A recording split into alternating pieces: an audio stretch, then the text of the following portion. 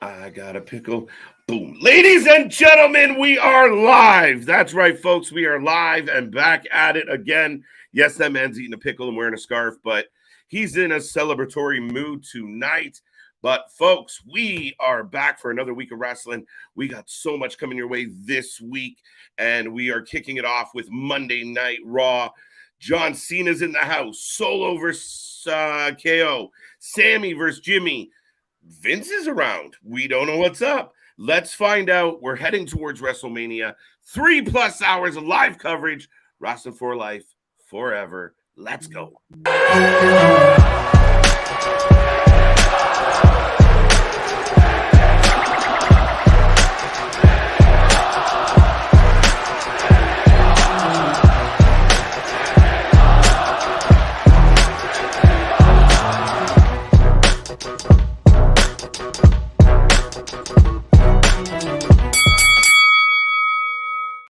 Ding, ding, ding. We are live. We are live. We are live, folks. And we are back at it again. We are here for WWE Raw tonight. A stacked card, a stacked lineup. We got lots to get into, lots to talk about. Coming off a weekend where we did back-to-back 5+ hour streams. Man, I don't know what else to say. But if you're curious and you don't know yet, I am Mr. Every Night KJ White, the Iron Man of YouTube, everybody's favorite guy. And I am joined by... Ladies and gentlemen, boys and girls, children of all ages, the Wrestling for Life Network proudly brings to you its YouTube Tag Team Champions of the World, the Every Night Delight, KJ White, and I am the, MJF impersonator, Big Nick. You are the man of 1,000 mimics. Right? Mimics and gimmicks and all tricks and... I almost went real dirty there. Yeah, no. Big Nick's in the house, folks. But yes, we are here. We're getting a clip from earlier tonight. Paul talking to Jimmy. Yeah, we've already got the Bloodline on Raw tonight. So, well, we've got KO versus Solo, right? Yeah, and the Bloodline looking awfully morose, my friend. We've got Jimmy versus Sami tonight as well. Why? Yes, I mean, that's going to be a banger of a match unto itself, Mr. Nick. Absolutely. Well, now we're kicking off with, speaking of KO, we're kicking it off with KO. KO and Solo? Solo. Never fear, Larry's here. What up? Matt, Ronnie. Floyd, yes, it's in Boston. Vince could what? Show up? Oh, even if Vince wanted to, can he show his face on stage? Oh, you're saying in Boston. Ooh. That would be interesting. Curtis, what up? Let's go Raw. Pause. Damien already getting a prediction, folks. So I guess we're kicking it off with KO versus Solo. So give us your predictions in the chat. I'm assuming you're going KO. You're the little doppelganger over there. I'm going KO all the way, but Solo hasn't lost as far as I can recall on the main roster. Or did he lose to Gunther? No, everything. Well, I think everything's been like no contest or like DQs. Now, that is a possibility with this match, but, Dale going against me already. I'll go KO. I'm not going to back down on KO, man. I'll go either Solo or, like, no contester. No contester. I'm leaning no contester, but you got 2 matches tonight. They both can't be squash. I don't know. I don't think this will be a squash because they're both trying to keep them looking strong. There's that whole rumor floating around that they're specifically trying to keep Solo strong, and they might be trying to set up Roman versus Solo at some point. Yeah, and we also have Seth freaking Rollins going face-to-face with Logan Paul. We've seen Logan get the best of Seth a couple times now, so... Well, and I do like Seth's promos about all of this. There is a modicum of truth, a little kernel of truth in everything that he's saying. So, right. So KO is in the ring, folks. We will take your predictions on the opening match. If you're just tuning in, we are the Wrestling for Life Network. We do this for all the shows. We are the watch party, the live stream, the watch along, the alternative commentary. Call it what you will, but you will not find it any better anywhere else. This is the place to do it. Often imitated, never duplicated. And we are here tomorrow. Roadblock, Wednesday, Dynamite, Thursday, Ring of Honor and Impact, Friday, SmackDown and Rampage, Saturday, holy shit, Sunday, holy shit. We are not going to stop. We just came off a marathon week that it was, and we got more coming your way, folks. So strap in and strap on. Yeah, you could tell, folks, for those who've been here for a hot minute, how triggered I was during that whole thing, trying not to throw in what's during all of that. But absolutely, not only that, folks, to sum everything up too, we are the channel that even the wrestlers tune into. We're even the channel now that we saw last night that people at the show tune into. So this is a place you need to be for all things wrestling and just a good time hanging out with the buddies. Right. And we got Solo Sikoa in the ring, and KO wasted no time right on him. Sonic, welcome back. Damian, welcome back. Jordan, Terrence, Matt, Kayla, Dale, Curtis, Otto, Floyd, Ronnie. It sounds like you were starting to write a song there. I was getting musical with this one. Victor's in the house. I think I said Terrence. Jordan, I think I got. Matthew's back. Welcome, welcome, welcome. Mike is in the house. Welcome back, Larry and C Money. All right, you're getting too many of y'all. I'm gonna have to start. Yeah, we're gonna have to come up with some quicker nicknames. Abbreviated names, just CLOV. Start calling out letters. People be writing shit down, trying to think we got a code. Right. But now we're actually in the ring. Ding, ding, ding. Match will end by interference. So see lyrics me of I think they're gonna leave it to where both men look strong because I don't know if either man could take a L right now. Solo wins with the help of Jimmy. Sami wins with the help of KO. Oh.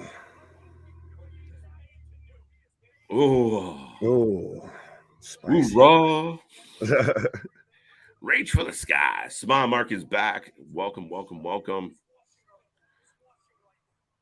All right. I'm never coming back. Okay, Jack. Leaving on a jet plane.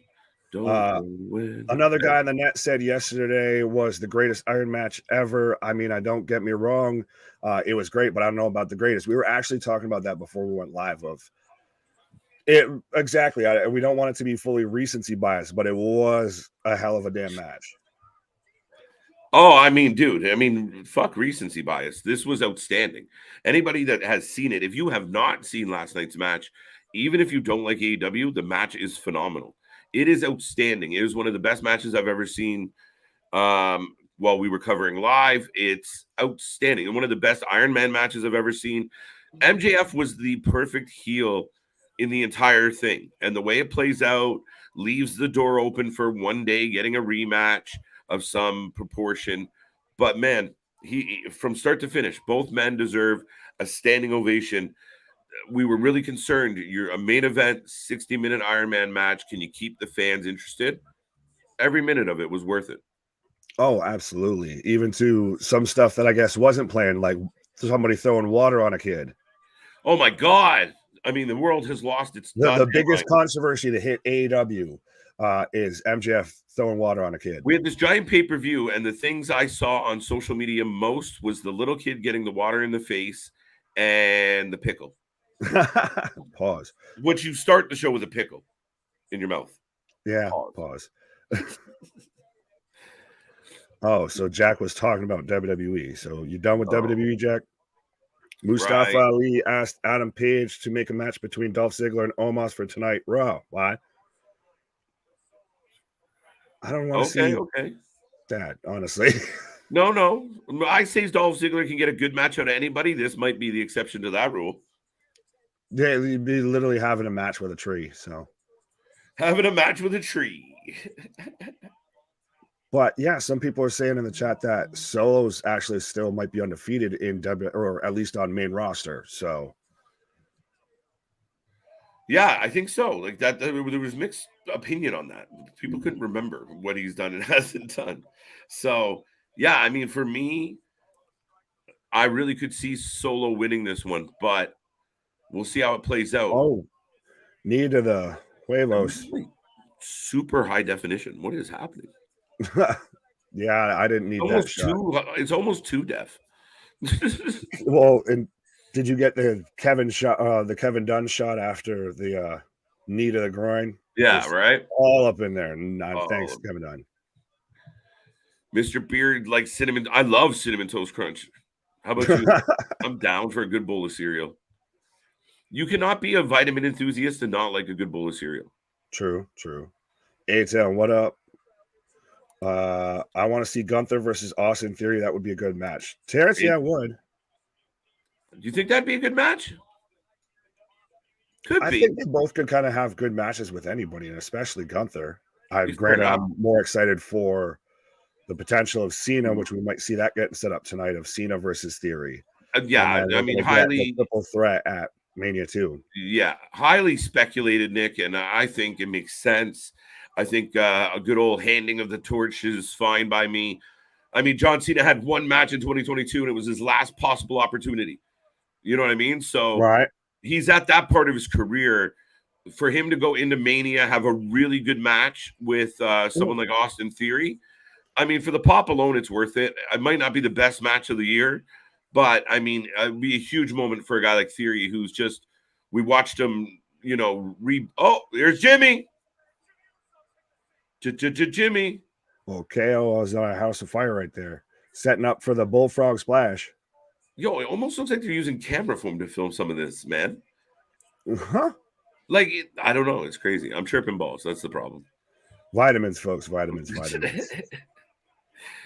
Main roster has lost several times, but never been pinned. There you go. Thank you for the clarification, Matthew.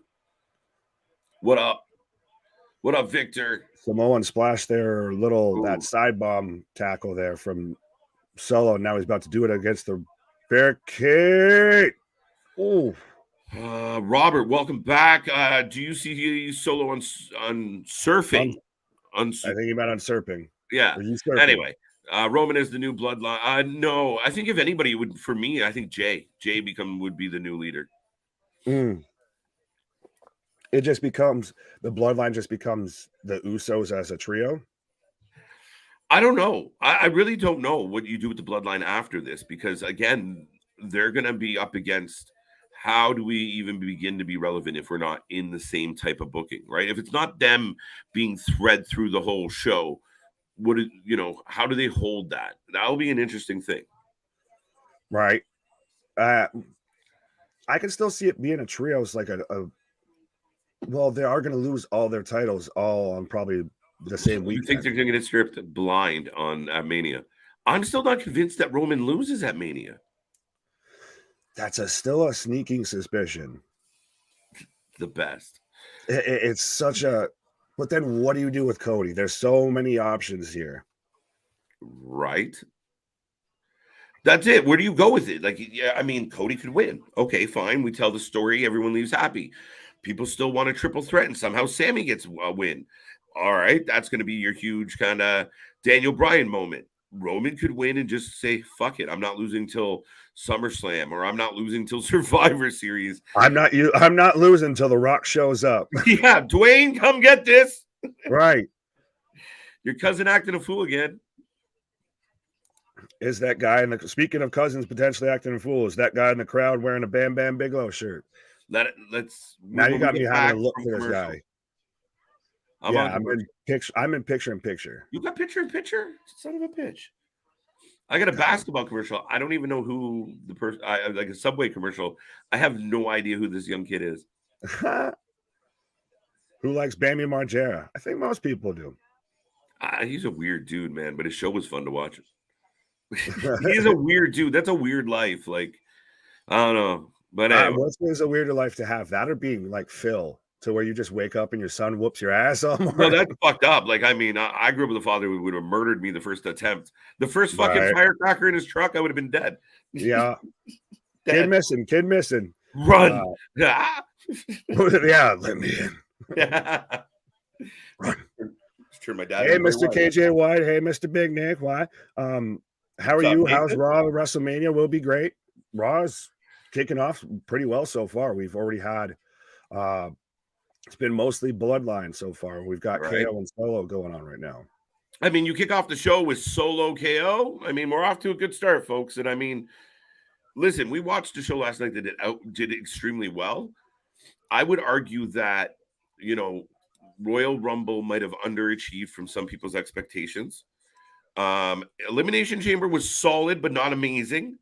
Revolution walks in, might be the pay-per-view of the year to this point, maybe recency bias, but I doubt it, and has one of the best matches we've seen in a few years.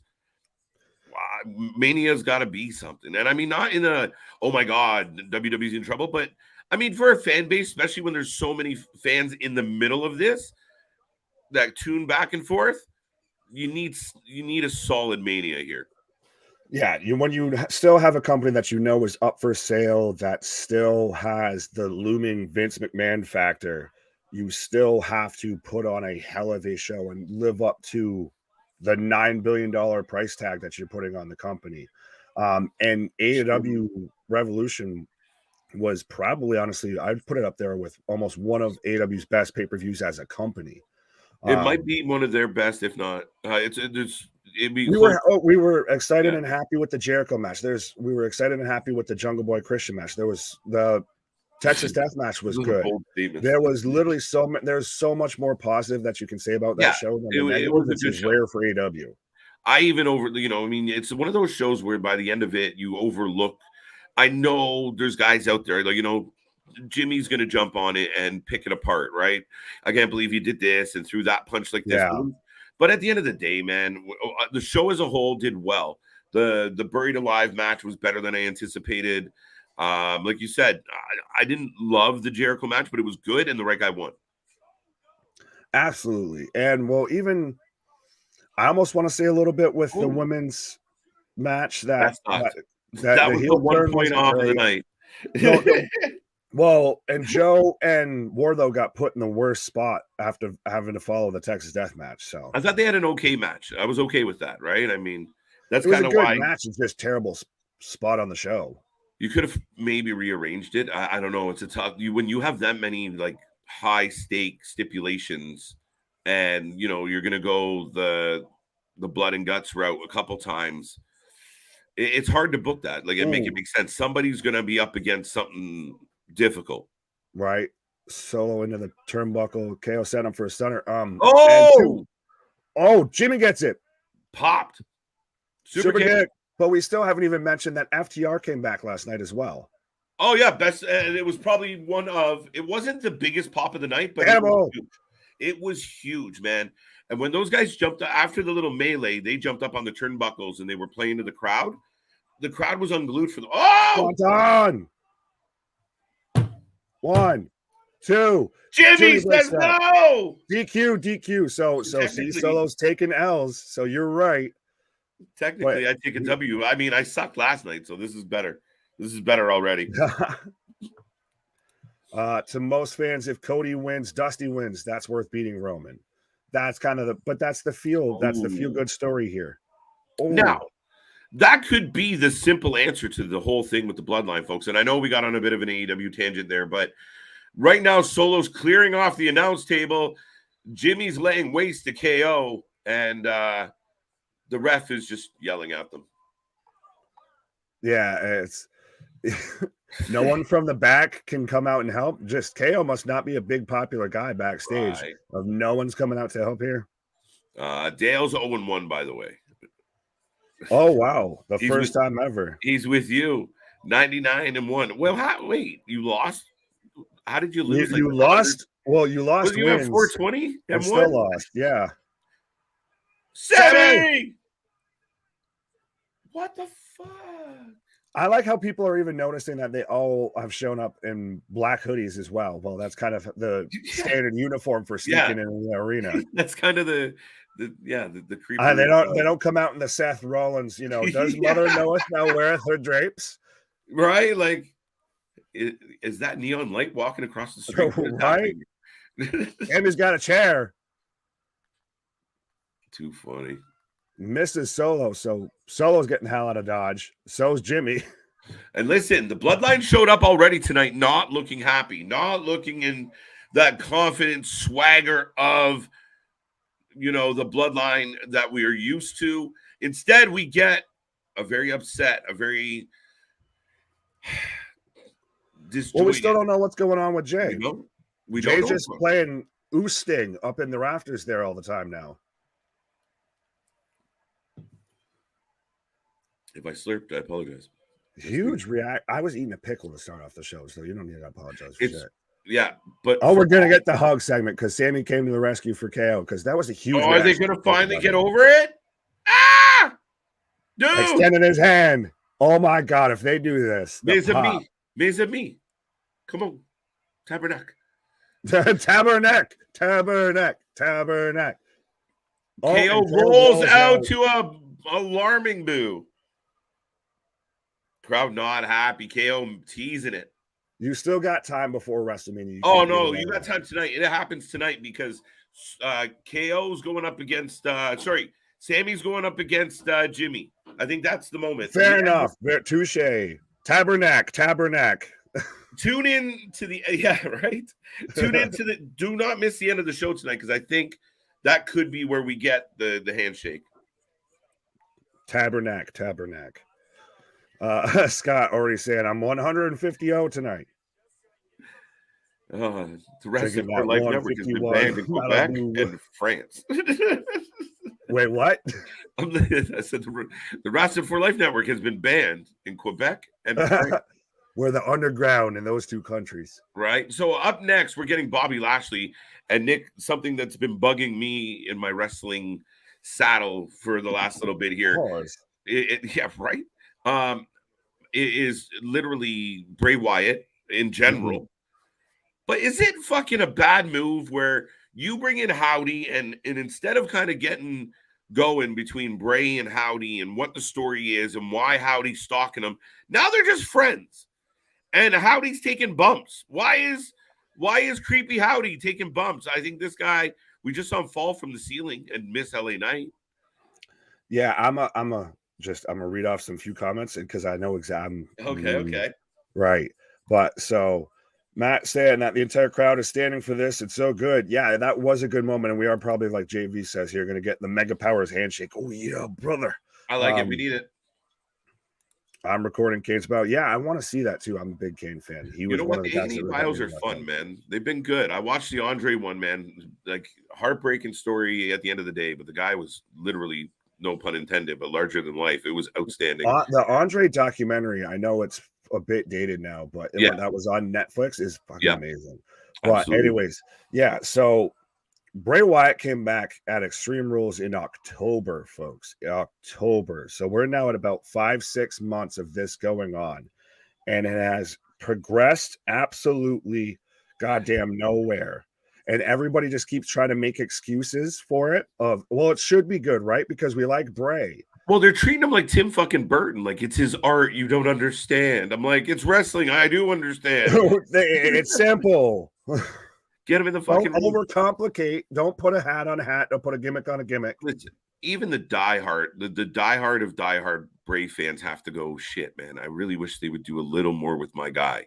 I'm a huge fan of this guy. I'd love to see him do a little bit more. These little breadcrumbs and these little snippets and 4-minute segments here and there for 6 months, guys.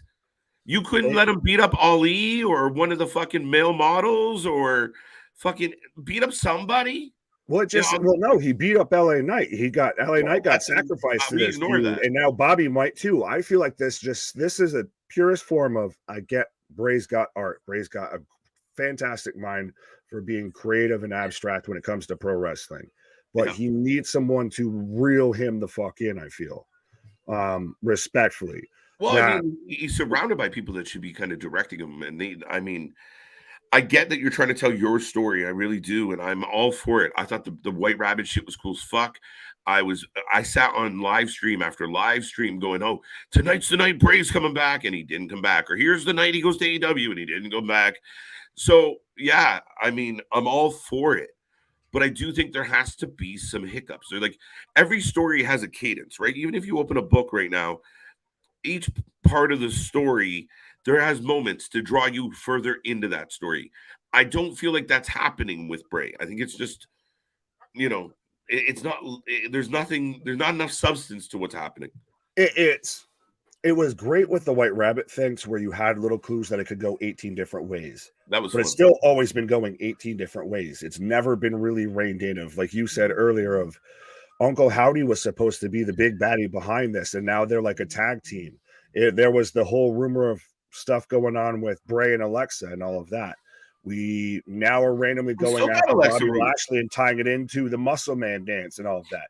Yeah, we had all of the Firefly Funhouse puppets and the Fiend and everything show up at Extreme Rules, and now he's come out and said that the Fiend's dead, that we'll never see him again. Well, we already have, sir. So Right. it's just been all over the place. It's the purest definition of, I guess, abstract art in pro wrestling. I guess, right? And I mean, again, you just want some payoff with it, and you want the story to move along. Like, we never answered who's Howdy. Why is he here? So why the fuck do I give about this weird guy running around in a costume at this point? Right. Like JV's even saying of, what is the end goal for Bray Wyatt? That's the thing, is no one knows. I don't even know if Bray knows. The end goal for me would to make him a badass, get him over on a really good, like, who is his, like, well, now Bobby's his target. Okay. So have him go into Mania, don't have a cinematic match, have a match, have it be a good match, a solid match, that the next night when we're on Raw or a few days later on SmackDown, he can come out and remind everybody that he just beat one of the best. Now who's next? And if he's going to be this character, he should be a damn serial killer. He should be picking off people one by one. It's like watching fucking the last Halloween movie where you had no Michael Myers for the first hour of the fucking movie. Like, what are we doing? That's what this is like. That's the truest statement I think I've heard in describing this. It's 100%. Well, that's what the Fiend was. If he would have came back and done the whole Firefly Funhouse and all of that, I felt like that would have worked now. Instead of this is a little, and I get he wants to do what he wants to do, but it's a little too far all over the place. Right. But Bobby cutting a promo right now as we've got TV's the glitches behind him. TV's blinking, yeah. But Scott, thank you very much for the super chat. Bobby's going to lose night 1, and he we'll see the Hurt Business reunite night 2 and beat on Brock after he beats Omos. Interesting. Oh, fuck. There's a better way to go about that. Like, I don't know why we're pandering with. Okay, so do you still think we get Brock and Omos actually at WrestleMania, or do we get it before? I'm still saying no, but I'm wrong. And that my one problem with all this is now you're literally billing Lashley and Bray. Once you started doing that, I was done. My argument's out. I still think it should have led to, like, if it's going to lead to the Hurt Business, it should have been Brock versus Bobby after the shit match they just had, where it leads to the Hurt Business maybe getting Bobby over. Makes the most sense. But now we're doing, and my favorite thing ever, you guys are idiots. Like, you didn't realize, like, the Muscle Man thing completely connects to Bobby because he's got muscles. Obviously, for questioning why or how Bray decided to pick on Brock and Bobby, and that's the answer. They're saying that was the answer to this all along. That was the whole goal, is he was going to take down Vince McMahon's ideal superstar. Well, then what was everyone theorizing about when we thought Howdy was the big baddie, or when we were going to tie it into he was coming after Alexa, or that theory, or this theory, or that theory, or this theory? There's been 18 different ways that we're trying to constantly make excuses for him. But again, Scott, by the way, that's a long-winded answer to that. But thank you very much for the super chat. And absolutely, folks, I know we've got a lot of comments and everything in the chat right now. So if we did miss any and you want to make sure we get it across, and if you want to just help support the channel, there is the super chat, the super stickers, or I think we might still have the battle royal going on from Revolution of the just reading out the super stickers on our end of, like, smiley face, hand pink waving. Right. That's the best shit ever. Yeah, folks, we need to set up our main event for tonight. So get your super stickers in so we can name the contestants for tonight's main event. Now, how do you feel about, well, as I've got Bianca come out right now, but we had Carmella backstage, and it seems like they're pairing her and Chelsea Green up together. Nails on a fucking chalkboard. That's how I feel about that, Nick. Nails on a chalkboard equivalency. Oh, God. I think it works in that sense. Works. It works in that it's getting heat. It makes you fucking annoyed. Yeah. Don't mistake my cringiness for a lack of appreciation. I hate it. I think it's nails on a chalkboard, and that's what it should be. They are fucking irritating, and they just got started. The Karens are multiplying, says JP. I love it. But that's what it is, man. And I listen, we'll see where it goes. But you need you need to kind of pick up the intrigue in the women's division. I'm all for it. So what do we get next? Carmella and Bianca Belair. Yeah, and we've already got people giving predictions of this. We're going into commercial. We've got Bianca Belair for the win. Got Bianca. Sonic Booms, I guess, already excited for John Cena. John Cena. Do. Right. The carrot. Oh, you took JV's. Yeah, right. Yeah. But so Carmella who do for you the got? W. Ooh, JV feeling good tonight. Yeah, who do you got? Who do you got? I'm gonna go Belair. I mean, Belair doesn't lose, so that's usually how I go for it. Oh, for the sake of being difficult, then I guess I'm gonna go FAB. No, shut up. Well, I guess I gotta stick out for my man there, JV. Of us, New Yorkers, East Coasters, all that. At least U.S. East Coasters got to stick together, right? Add. Did you just say add the Iconics to them? Holy Jesus, that's a lot. Who? The Iconics. Who said that? JV said add the Iconics to Chelsea and. Oh, I was like, where did you see? I didn't see that. So yeah, like, where did you pull that from? Of oh my god, it would be excellent, but horrible. Could WWE pull them back in? I think so. I think there might be just kind of. I thought they done with professional wrestling. Yeah, I mean they could be, but never say never. I mean, the phone rings and it's Hunter and being like, "Hey, I got this pretty big truck of money, and we want to do some stuff for a little while. Bring your kid. Let's go." You can even bring Sean Spears. You can even bring Sean Spears. Oh, poor Sean. I think Sean's so underrated. Carmella for the W. See, I like this already. Carmella will win because she is FABUSS.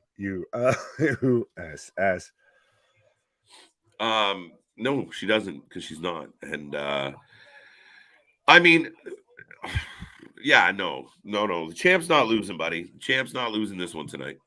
John's taking Belair. Carmella off the distraction. So what if it's interference? She takes a missed shenanigans. Maybe she does. Maybe she takes a missed. Fuck it. I'm going Belair. They're gonna make her look strong. We still got a few weeks to go here. It's still not a bad show. I will agree with you on that. Like I said, I gotta be pulling for the halfway pies on there. I could be wrong. It happens.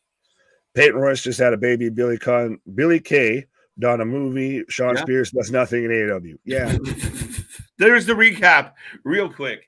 Right. Just the summation of what we've been yammering about for about 5 minutes. No, let's go, Kevin Owens. Yeah, well, he did pick up the win. What's that? I said he did pick up the win, the DQ win. He did, technically. And Sonic, your ring will be here on Wednesday. They're fighting for your big golden ring, he's cashing in his big golden ring. Pause. Hobbs interrupts the press conference last night, Nick, and drops the golden donut on the table. And here we go on Wednesday. Two big beefy boys gonna strap it on. Forbidden donut. Pause. Oh, that's all I can think of when you're talking about it being a giant golden. Happy Monday, folks. Yeah, vitamins in full effect. But yeah, it is the two big beefy boys going at it.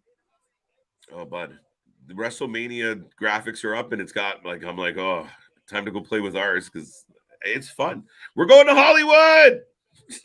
I'm going back to Cali. I could see this though too, like Keyshawn says, if Oscar will spray the mist on Chelsea. I could see that. Okay, that'll really upset the. True. Oh, and I forgot she changed her music. She does. She has new music. It's not good. It's not. And she is with Chelsea Green. So, oh shit! The Chelsea Green even coming out for the intro. Are you shocked that they've jobbed Chelsea so hard? Almost like, welcome back. Guess what? Did you? Okay. Respectfully.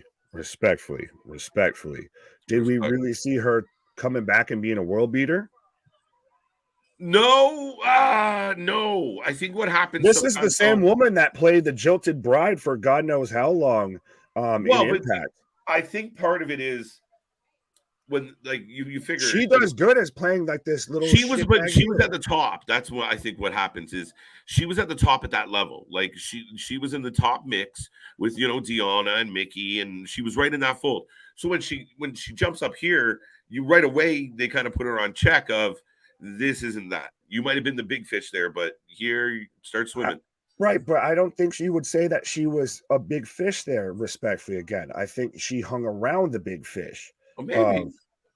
And like I said, of when she does the indie stuff with Cardona, when she did well, buddy. Right, but when that's her being just a shit D-bag heel, and that's what this is. Just it's got a Vince McMahon, a WWE it's got the hinge on it. A little twist to it. The Metro Connection. What? What? Oh, he's naming the faction, I guess, now. Or at least our faction, right? But no, I don't. Like I said, I don't mind it because I didn't expect her to really be coming back and competing for world titles or anything. No, like I was curious to see how they would use her, but yeah, I mean, she's gotten still. I'd say she's honestly, as a heel, she's not been used bad. She's been used better than Emma. Emma's just Madcap's boyfriend or girlfriend. Jesus Christ. Partner. Apologies. Partner. VKM never left. That's the rumor. It really is a hard rumor to debunk. Listen, man, I was the biggest, like, oh, you guys are fucked. They had to do it. And I think they really did do it. But then, shit keeps happening where you're like, maybe not. Shit. Right. Right. Like Triple H sat in a room with people and came up with, like, Omos and Brock. I think that's it. So, well, sometimes you got to just let Vince go play with your toys. You give him one match, and that's what you he goes get. That's and the plays Vince with. pick of the Vince. What do you want? Right. You get one match, Vinny, and you go play with that, and you make sure that that's the way you want it, and then we'll take care of the rest. Okay, Belair doing some flips, and then telling Carmella to come get it. Do you think Deonna will ever come back to WWE? I think so. I think it's possible. Right. And Deonna never even scratched the surface of what Deonna can do. And that's a lady that I think climbs the ranks really quick. I'm a big fan of Deonna, and I think she's a big fish. Yeah, 100. Pause. No. Yeah, 100% with if she came to WWE, she gets instantly, she's in there in the title contention. Chelsea works great as that kind of mid-level heel. Fair enough. I'm back in a commercial with Belair down, Carmella in control, and I did not get picture-in-picture. So I got picture-in-picture again because of having to break glass in case of emergency. I had to grab YouTube TV. So I now know how we get picture-in-picture. So I'm looking at you, Victor. Man, now I'm going to have to do it too. No, don't. It's... I heard it's shite, but no, it's not bad. It's just... I don't know. Shit's pricey. Everything's fucking pricey, man. We're like we talk about the man of 1,000 gimmicks. It's like the man of 1,000 subscriptions. Oh God. Well, and then even Christ, now we've got Bleacher Report. We found out that's a farce. Not exactly super international. And then Fight Plus, Christ. Why? Well, folks, that's enough about that. We are in a commercial break. We are rolling through Monday Night Raw. We're creeping towards the first hour, the end of the first hour. So far, so good. Right now, we got the ladies in the ring, and we'll see where this all goes. I mean, they're trying to build something up. And by all means, folks, if you are new here, do not forget to like, subscribe, join the family. We are the alternative commentary to all the wrestling. We'll be back tomorrow for NXT Roadblock. And Wednesday Dynamite, Thursday, all the way through the week, folks. We got all the wrestling coverage. And again, we just came off a marathon weekend. We got more marathon weekends to come. And it's all heading towards WrestleMania. And then for us and beyond. Bye. So, yeah, like, subscribe, share, be a part of the family today. Be a friend, tell a friend, like, share, and subscribe. Why? What? I like the subtle what. I was like that. I sounded like you almost said scuzzlebutt, but anyways. Scuzzlebutt. I like how people are even telling us what they got for commercials. As I am picture right now have Bianca back in control after we had the Carmella moonwalk and failed Bronco Buster. But Carmella using those Matt Morgan back elbows in the corner that look like absolute garbage.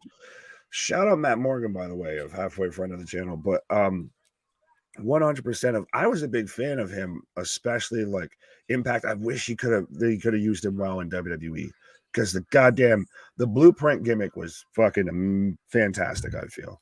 Well, it just never went anywhere, and I think the problem with Matt was that he's kind of like a Lashley in the way he just couldn't find a way to talk himself over. Everybody Touche. liked what he was doing, and then he would just hit walls of like, man, you're really fucking boring, bro. Touche. We don't Is that believe why you. he halfway at times worked better as like kind of the authority figure and all of that when he'd come in with Yeah. like the button ups and shit? Yeah, when you dialed him back a little, I mean, he undeniable talent, but he just, yeah, unfortunately, yeah, just that missing that pizzazz. But and for those wondering what we're getting in picture, I just got Carmella whipping part of her hair like it was Bianca's braid. Fair So fair. you're missing the high quality moments here in I'm picture. back with I'm back, and Carmella's still in control. They come back from a fucking commercial on a fucking Right. rest hold. Jesus. Part one, Brock, when facing Big Show, had him stunned, sitting on the third turnbuckle. Where do we get into parts here? Right, part two, he went under and was able to F5 him. I would argue that Omos is more F5able than the Big Show. No. Would you rather lift a stump or a big ass fucking tree drop? I don't know, man. I think you can distribute Omos across your shoulders more evenly than the Big Show. We're talking physics with KJ. We're getting physics now. Physics. Get a little bit of everything. Right. This is the coverage you don't get anywhere else, folks. But I mean, we've seen Cena attitude adjustment, FU. The Big Show before. We haven't seen him with Omos yet. I told you though, I mean, for me, I'm like, can they physically fit the F5 in the ring because of the diameter? Like when Brock spins him out, will his feet hit the ropes? Yeah, well, it's going to be, I'm more interested to see how they do with Suplex City. That's the question to me, not the F5. Can Omos take 10, 7? Can he take 1? We'll start with 1. Right. As we had the springboard into a moonsault from Bianca as Chelsea Green causes the distraction. And I like small marks coming here. Matt Morgan was a Heyman guy, then Vince gave him a stutter. Yeah, I remember that when they gave him the fucking Bubba Ray Dudley stutter. Right. Chelsea Green with the distraction on a super kick. 2 count. Do you remember when Goldust had a stutter? It was the funniest shit. No, that was Tourette's, so that wasn't a stutter. That's when he got shot. Part of the Tourette's was that stutter that came with it. It was it's just like don't ever do that live ever again. I apologize on behalf of Big Nick right now, guys. Right. Why? No, but seriously, that was man, that shit cracked me up, especially with Booker. Can he take 1 German without banging his head on the top rope? True. I mean, it's an interesting thing. Like, if Brock goes to throw for a German, will Omos's heels hit Brock in the face? Yeah. Like, Brock's got to chuck him. Like, Brock's got to get distance on this man so that, there goes Chelsea. Almost. I feel like if this man falls forward, his fucking forehead might hit the opposing turnbuckle. That's it, right? Well, you figure Brock's what, 6'4", 5, maybe? Brock's like 6'5", 6'6", I think. Okay. Omos is a fucking tree. So when they spread out right, when Omos's head is attached to Brock's head, but they're both sprawled out in different directions. Pause. Shut your fuck. Dude, there's barely enough way ring too to fit all that man in. Formal Voltron. Right? Belair with the win. That would be 2, 3 count, and Bianca gets the win to get us off of this physics conversation. She covered her face because she got kicked in the face, smiled out of this side like Two-Face, and then spun her hair. What the literal split personality? Like, dude. Oh, now they're beating. Oh, I feel like Asuka helps. Just like nobody touch her but me. No, this is where we get Chelsea Green getting the mist here. Of Chelsea Green very much dressed like a Britney Spears video or fucking Spice Girls video from Chelsea giving me Britney vibes, by the way. Why is Asuka dressed like she's going to a PTA meeting? A cool well, one. That's how you deal with Karens. Chelsea Green gets the mist. Shout out Keyshawn. Ding, you won the pony there of calling that spot before anybody else. Right. Chelsea Green was taking the mist. Oh, wait. I think Well, yeah. So I think we got our first contestant in the main event tonight. There it is. Text Green, game over. No, that's just a shout out to Triple H. There you go.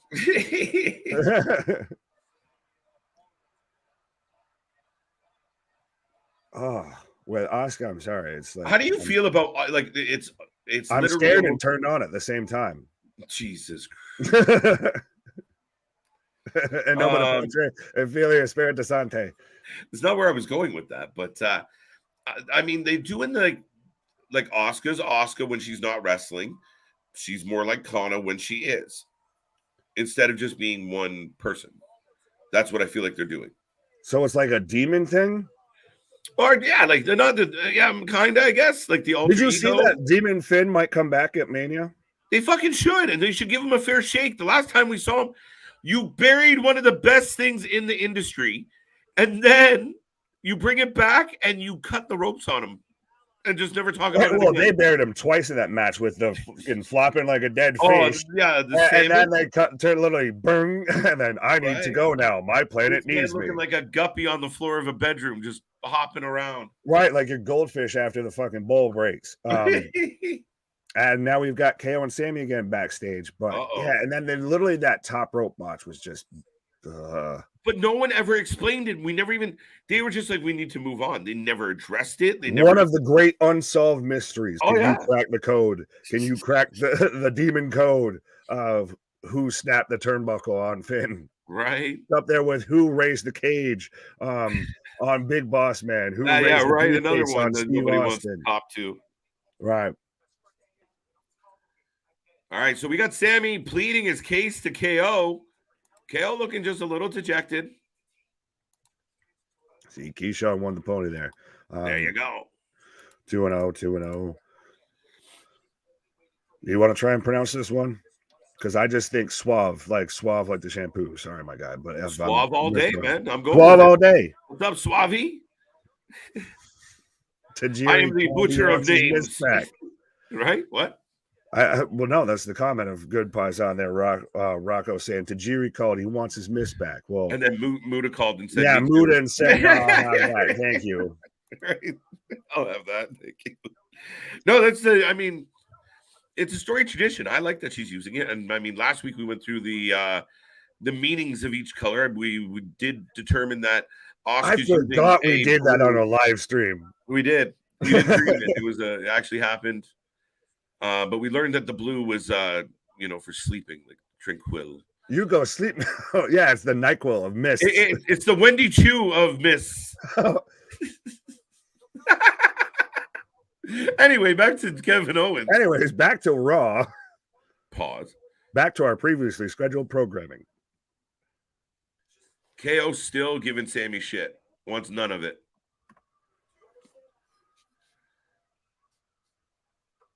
I still think you might be right that Sami ends up, or KO ends up finally coming around by the end of tonight. Eventually, there has to be this, like, oh, fuck it. I give in. We can be friends. We've got the face-to-face between Seth Franklin Rollins and Logan Paul, and we saw that Roman Reigns very much got the upper hand of the face-to-face between him and Cody. Like, Roman that was a one-round knockout. Right now that we're going to commercial break, folks, I will actually put that out to the chat. How do you guys feel? Did you feel that Roman got the better of Sami? Not Sami, Cody. So see where my head's at. Right. Do you feel like Cody got outdone by the champ when they first come face to face? Friday happens, and I honestly think that Roman Reigns murdered that whole promo. That was the highlight of the night, which, by the way, tomorrow night, as I just got an ad for it, we will be here. Me and Cliff Saramis will be here for NXT Roadblock. But we even said, I think, on the SmackDown stream that the Cody Roman segment was the whole moment of the night, and seeing Roman out there. And yeah, I'm going to do something that I don't think you're going to like it. And he just lays the belts down. And then I'm going to ask you something. Have you ever competed for that one? Yeah. Have you ever even competed for any of these? Yeah. Have you ever main evented a WrestleMania? Right. Like, that man just walked him down. And then even we got a Roman Reigns Dusty impression. Yeah. Baby, you are it. You couldn't Yeah. sell it. You couldn't get rid of it. You couldn't sell it if you wanted to, baby. You are it. No, it was excellent. It was excellent, man. All of it was good. And you know what? He did a hard enough promo that he let, here, Cody, you finish this off. And Cody did his little spiel at the end, but it didn't have any weight behind it.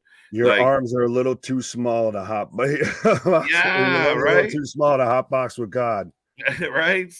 Swinging up. And I'm really surprised with that. But we'll see. We'll see how the next few weeks play out. It's going to be very interesting.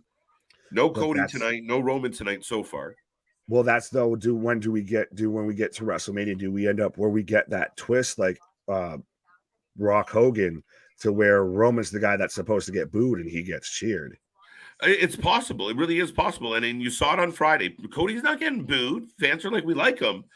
But more people are cheering, like, Roman got him. Option C in this equation, sir. Right? Like, when Roman starts becoming like the cool heel because he's got the better jokes and the baby face is being super straight and super like, well, I'm going to win.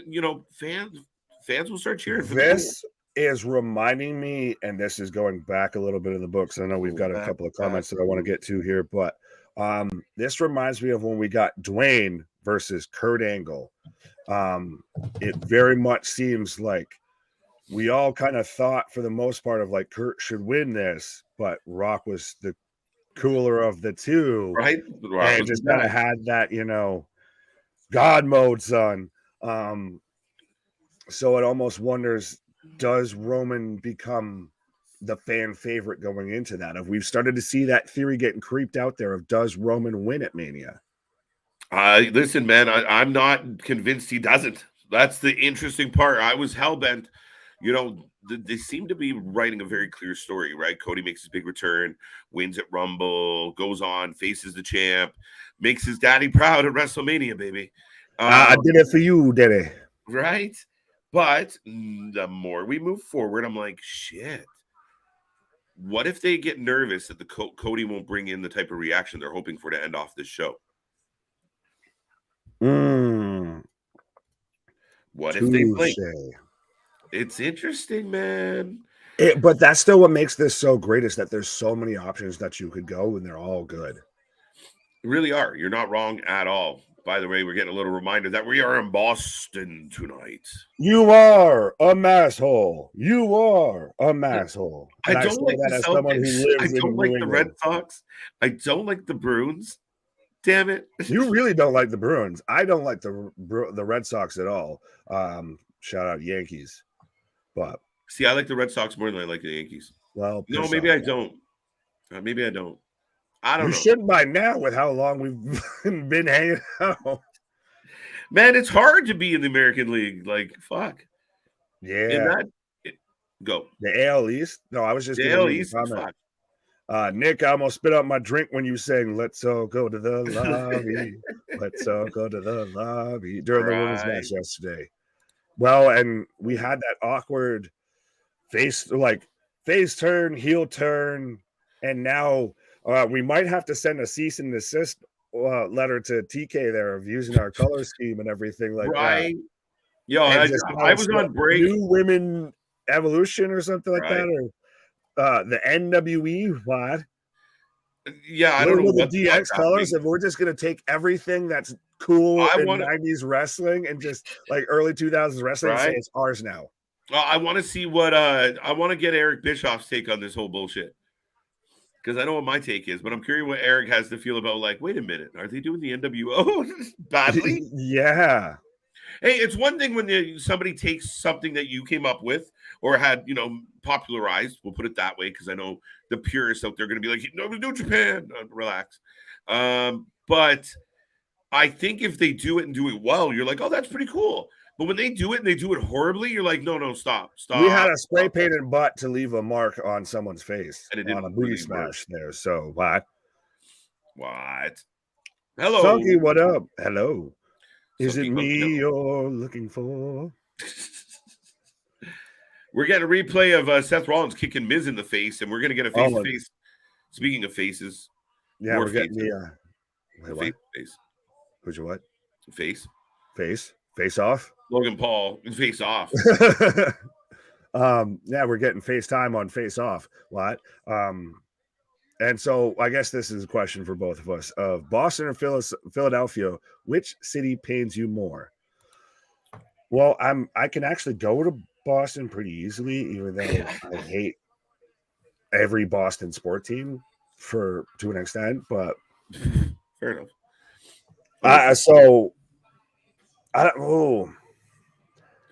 Just on that alone, I'll still say Boston, just because the traffic sucks as well of their whole city's fucking. I think Boston traffic wise. Yeah. So I'll still say Philadelphia over Boston. Yeah, I would agree with you. I mean, I have major issues with Boston as a Toronto sports fan. And I mean, Philadelphia, like we had some really good series with Philly, like the Flyers in the 90s, but we picked up a World Series off the Phillies. Thank you. So, I mean, yeah, let's go Philly. And I don't mind the Eagles. Right. Oh, and we'll shout out Rocco here of Go Montreal Expos. Fun fact, because of where I grew up in New York, that was pretty much almost like my 1A team with the the Yankees, everything, because I would go to so many Expos games. I went to a ton of them. I was there when Vlad Guerrero was slanging home runs. I watched. Nice. We went to one of the games where McGuire was there. Nice. Yeah. Though one of their last years when they went into the strike, they were a fucking all-star team, and baseball goes on strike and breaks our hearts. I honestly legit halfway do miss the Montreal Expos on a whole complete side tangent. As this has been the night of side tangents. Logan Paul is in the house with a prime. Does he eat more shots tonight than his brother did versus Tommy Fury? No, his brother took a lot. Well, he had that excuse, and well, I mean, didn't Logan Paul also bet all of his equity in Amazon Prime on if Jake Paul would win? What? How'd that work out? What? Right. You got to treat me to We're gonna get Seth mentioning Jake Paul, by the way, tonight. I bet you in this whole little promo that bet face off that Miz is hosting. He's gonna mention your baby brother. Oh, like this there. Your baby brother. That was the Cody equals Paul Heyman shit ever. How do you feel about that? I've pitched this a while ago. That's why I asked you first. Yeah, I could see it. Is that how you do a double turn? It would blow my mind. It would be one of those things. Cody becomes what's his name there from The Boys? He becomes on Falcon and Winter Soldier, the guy that they were having to initially try and be the new Captain America. No, that's what I'm saying. That's you make Cody the douchebag that he was in AEW, and he just plays into actually being a heel. He thinks he's fucking Superman, but he's Superman as a douchebag. Well, I mean, here's the thing: if you had Cody Brandy supported by a guy like Paul with a couple dudes. I mean, have you seen the Paul Heyman and Brandy Rhodes memes, by the way? Yeah, they're amazing. They're fucking amazing. And then, again, it's funny because my answer is I don't want to really see Brandy Rhodes on wrestling, but then I'm like, maybe I do. I can't say no for sure, Nick. As the whole crowd's singing. And now what makes him a Paul Heyman guy? Is it that maybe Paul talking for him for a little while, the way he did with Roman, and helps Cody find that authentic Cody? Heyman's been the one that you could really link all of the dissension within the bloodline to Heyman. And I do like the whole Miz going back to when my hand goes up, your mouth goes shut. It is good. Money mentioned Philadelphia has the world's most famous bingo hall. Well, yeah, I didn't even take into account that's where the home of the ECW original arena. So 100%. The home of ECW, got to go with Philadelphia over Boston then. There you go. Being a New Yorker, going down to Philly to watch Sportsman Flyers Phillies. Ugh. Yeah, you know what the Flyers Sammy lives in Philadelphia, so I guess it's a good thing we picked Philly. Philadelphia fans are passionate, so I can respect that. I mean, we've had some heated rivalries with Philadelphia, but I can respect that. Boston, I'm just sick of losing. The Red Sox. I don't even know why I don't like the Celtics. I just don't. Philadelphia is the one team that's thrown snowballs at Santa Claus. Yeah. Holy Santa Claus, Batman. Seth looks like a walking candy cane. Yes, what bar is Seth Rollins? Because he's that puffy, like that, Star Mint. He looks like a loose pack of Twizzlers. Little bit. I'll give you that. But listen to the reaction. Wow, is he a baby face? But yeah, babyface is shit, and he didn't change anything. He just walked into it.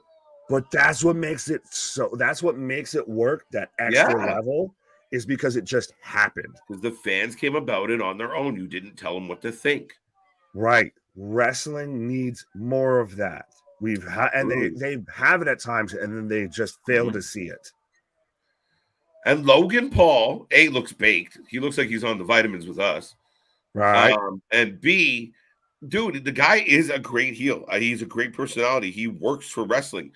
You guys might want to think whatever you want about who he is walking this planet.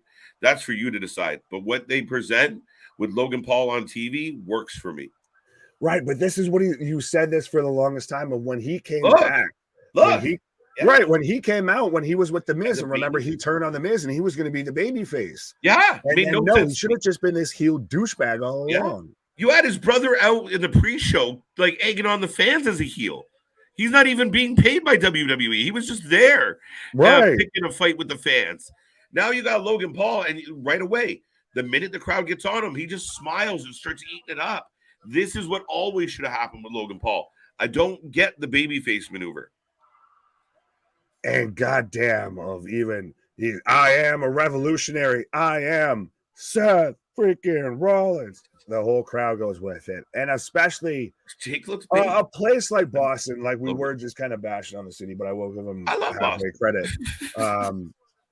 But they're a crowd that's gonna give you reactions. They're gonna be invested the whole time. They want to go there and they want to be involved. Yeah, they're good sports fans, and I think that's part of why. It's one of those. They're an audience that even if you don't want them involved, they're gonna let you know they're involved. Well, and I think that's part of my, especially when you're on the losing end of a lot of things, you're like, "Fuck these guys, they cheer too loud."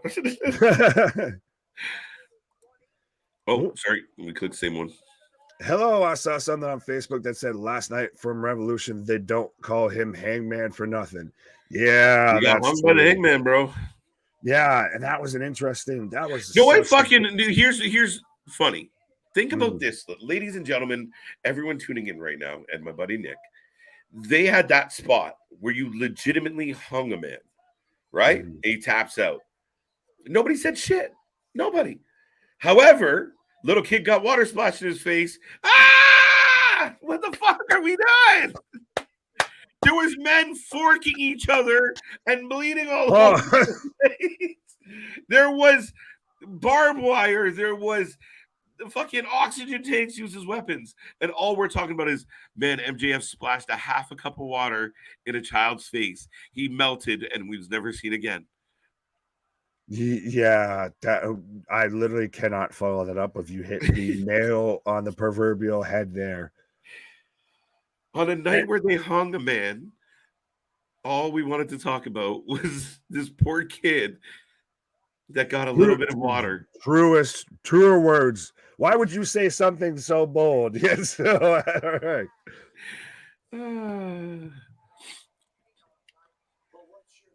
This whole and literally Seth has the whole crowd going with him of we're constantly getting F you, Logan. F you, Logan. And the crowd is popping to everything Seth is saying. We don't like you. Woo! We don't like you. Scum of the earth. Right? Woo! They're cheering everything. And Logan with that arrogant look is beautiful. This is, again, though, this shows still why the Shield is looked at as one of the best factions in pro wrestling history. Look at what's come out of it with Brandon Moxley, regardless of how you want to feel. We were just talking about it's still Mox death match. from last night. You have Roman Reigns, the tribal chief, and you have Seth Rollins, who's taken just man who laughs gimmick and gotten it to where the crowd's eating out of the palm of his hand, and he's walking down Logan Paul right now. Of you're a scumbag, you're a douchebag, you're a troll. Right.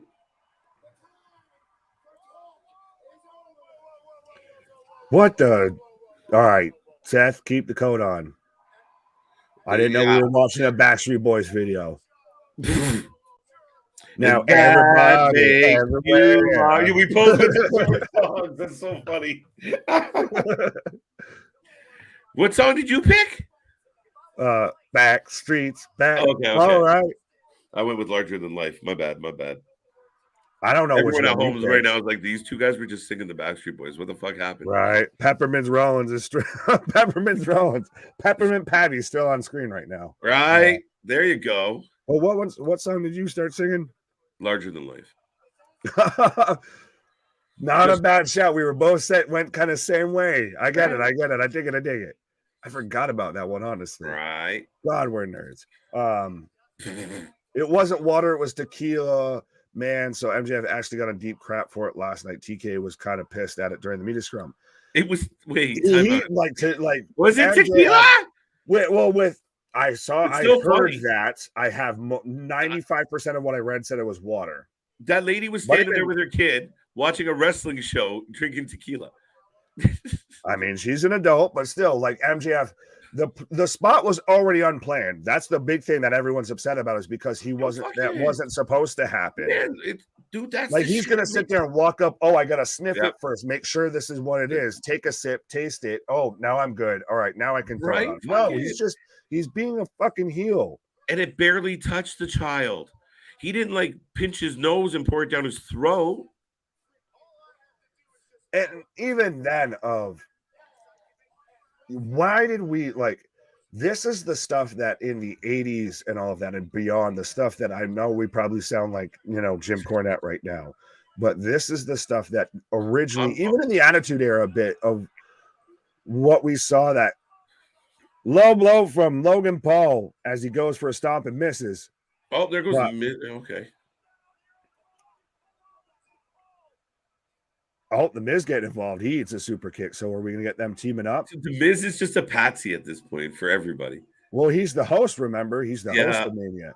And so, that's the first time in a long time a Paul brother or Logan Paul knocked him out. Yeah, that's to make good for, I guess, Jake. Right? Hey, Jake, look what I can do. Oh, my. See, this is so much better, dude. Full marks for me. Listen, you guys can let me know if I'm crazy out in the chat right now.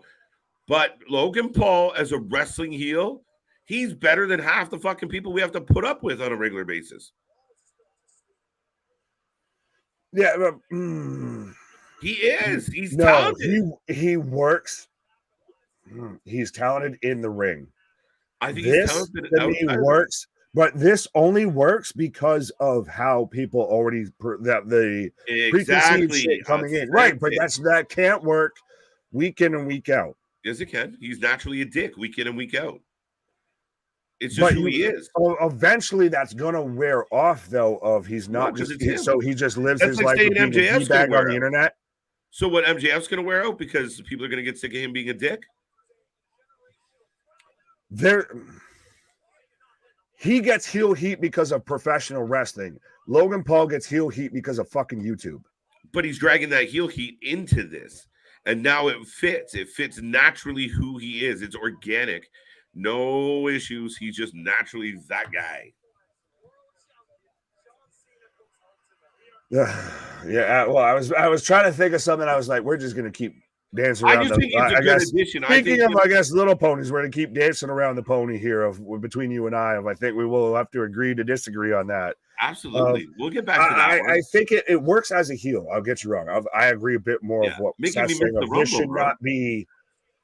It's not an abnormality. It's not the way to now, a new way to get into pro wrestling, anything like that. This is 100% of, at best, a one-off. But I think the Roman Reigns thing was a one-off. Now this is becoming a thing where he shows up and delivers. in the ring, but how long can you, like, what's the next story that you do with this? What's left to say towards Logan Paul that Seth Rollins hasn't said, that Roman Reigns hasn't done with him? Yeah, but I think the good news about Logan Paul is he consistently gives you like up to date current events. He's right? just consistently just naturally an asshole. So yeah, he's naturally an asshole, and he naturally, like, the way his life has been, there's always something to like bag on him about, right? Like, I mean, shit, what was it? They were talking about him fucking. Oh, sorry, I got the replay. I was going to say, as I've got a replay. I had a replay. Well, of Brock taking or giving a F5 to MVP after he spit the white lightning in his face. Why Logan that was tequila. That was more aggressive than anything MJF did. But we've got Omos coming out right now. Listen, I know there's a liability issue. My issue, like, Omos is coming out, so I'm going to touch on this real quick. The problem I notice in wrestling right now is everybody wants heels, but then when the heels start being heels, people get offended in 2023. Happened with Max Caster. He was a heel. Oh my God, he said something nasty. Oh, well, he's supposed to. But wrestlers are wrestlers until they do something you don't like. And then they're like, well, wrestling's real. They have to ban this. However, if you were watching a movie and the bad guy said or did some bad shit, you would accept it. You don't ban the movie because the bad guy did something. So wrestling's in this odd gray era, but we want heels. We got to stop getting offended by the heels. They're supposed to be offensive. But see, well, they're supposed to push the line, and I get they're supposed to literally be that thing that sticks in your craw. They're supposed to literally piss you off. That's what part of people miss is that no, you're not just supposed to be the bad guy that he's the one that beats people up and does, the mean things of no, he's supposed to be an asshole. He's supposed to be in your face. And the man who's done this, I think that's still going presently, that's done this the longest and arguably one of the best, honestly, is Bully Ray. That man still manages to be a heel 100% and gets away with pushing the edge. Yeah. And he flies under the, he's the Neo in this situation of he's the one that's cracked the code of he doesn't get the stupid backlash that MJF does over throwing a cup of water on a kid. He doesn't get the stupid backlash like Max Caster does because he said something that somebody didn't like in one of his fucking raps when he was a heel. Yeah, I think he's got to that comfortable point. Like certain people get to a comfortable point. I believe Cornette. He's grandfathered into being an asshole. Well, he's just, I am who I am. I'm going to do what I got to do. And worst case scenario, what? Some company is going to say, "Oh, we're not going to be it's okay. Someone else is going to book me." He doesn't give a fuck. He's just going to do it's the CM Punk of the people that even still are like, "Oh, you should never wrestle again." All of that. He's like, "I will," and you'll tune in and watch. It's regardless of how much you like me or dislike me. I'm a fucking draw, and you're going to pay attention. You're going to tune in and see me as this man takes a pause for the cause. Lad, the Nigerian sloth and hoodie. Oh. Interesting. Did MVP wrestle Brock in her first run? That's a good question.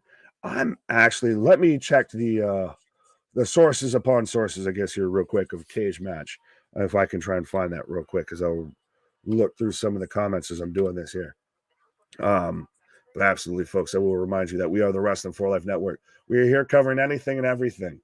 We're here covering Monday Night Raw. We were just here covering AEW Revolution last night, and on Saturday we were covering GCW and Wrestling Revolver. We're going to be back here tomorrow on Tuesday for NXT Roadblock, Wednesday Night Dynamite, Thursday here for Ring of Honor and Impact with KJ and guest host Luna, Friday back at it for a doubleheader with SmackDown and Rampage, and I'm probably at this point don't even know what shows we've got coming up on the weekend, but I'm sure we'll find something. But absolutely, folks, be a friend, tell a friend, like, share, and subscribe. The Wrestling Channel for fans, by fans, your alternative commentary for anything and everything.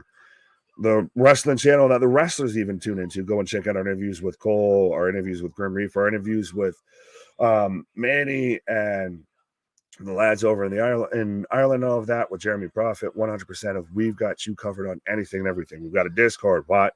A merch store, what? We've got the super chats, super stickers, all of that. So 100%. Like I said, folks, we are channel for fans, by fans. And even we saw last night, we had people at the event tuning into us. So if people watching the shows, if wrestlers at the shows can tune into us, why the hell aren't you? Give us a subscribe 100%. It's free, it costs you nothing, and we're the fastest growing wrestling channel on YouTube. Just crossed a year and still already, I should say, over 1.4 K subscribers. There may be some New Japan Cup shows this weekend. Fair enough. I have seen a lot of stuff about New Japan to where David Finlay just joined the Bullet Club, and I also believe I saw that John Wayne Murdoch had also joined the Bullet Club. So now I saw somebody say that David Finlay is now the leader of the Bullet Club after obviously we've had Jay White leave and we've had the babyface turn from Tama Tonga. Hikuleo might be getting looked at as well. So is it accurate that David Finlay's the new leader? Or are we just kind of like we seem to do with the Bullet Club, which is surprising that they never did it with the NWO quite that much. If we had this kind of ever-flowing change out of top-tier talent in it. All right. I was trying to look to see if Brock and MVP had a match during their original run, but too many damn Brock Lesnar matches to look through. So fact checkers, you can help me out there. Let me know if Brock and MVP had a match during their first run. As we've got, what is going on with Mustafa Ali's character right now? If I keep seeing all this stuff about him being the motivational guy, this, that, and the third, he's out now in the front row with a highlighter neon outfit and a giant sign that says "We Heart Dolph," as we've got Dolph Ziggler, go Dolph, go. So we've got Dolph Ziggler versus Omos. So give me your predictions, and I'd say give them fast before this match is probably already done with.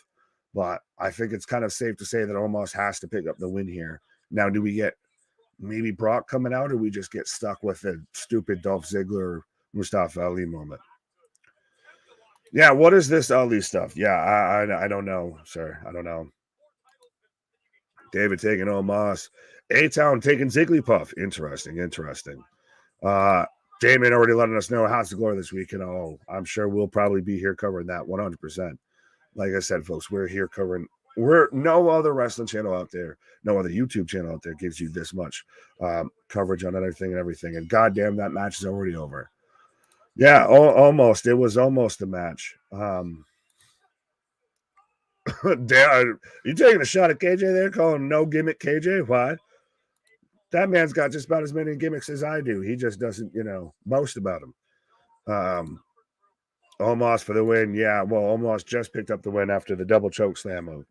Did that match even last a full minute, a full 2 minutes from bell to bell? I'd be surprised if it did.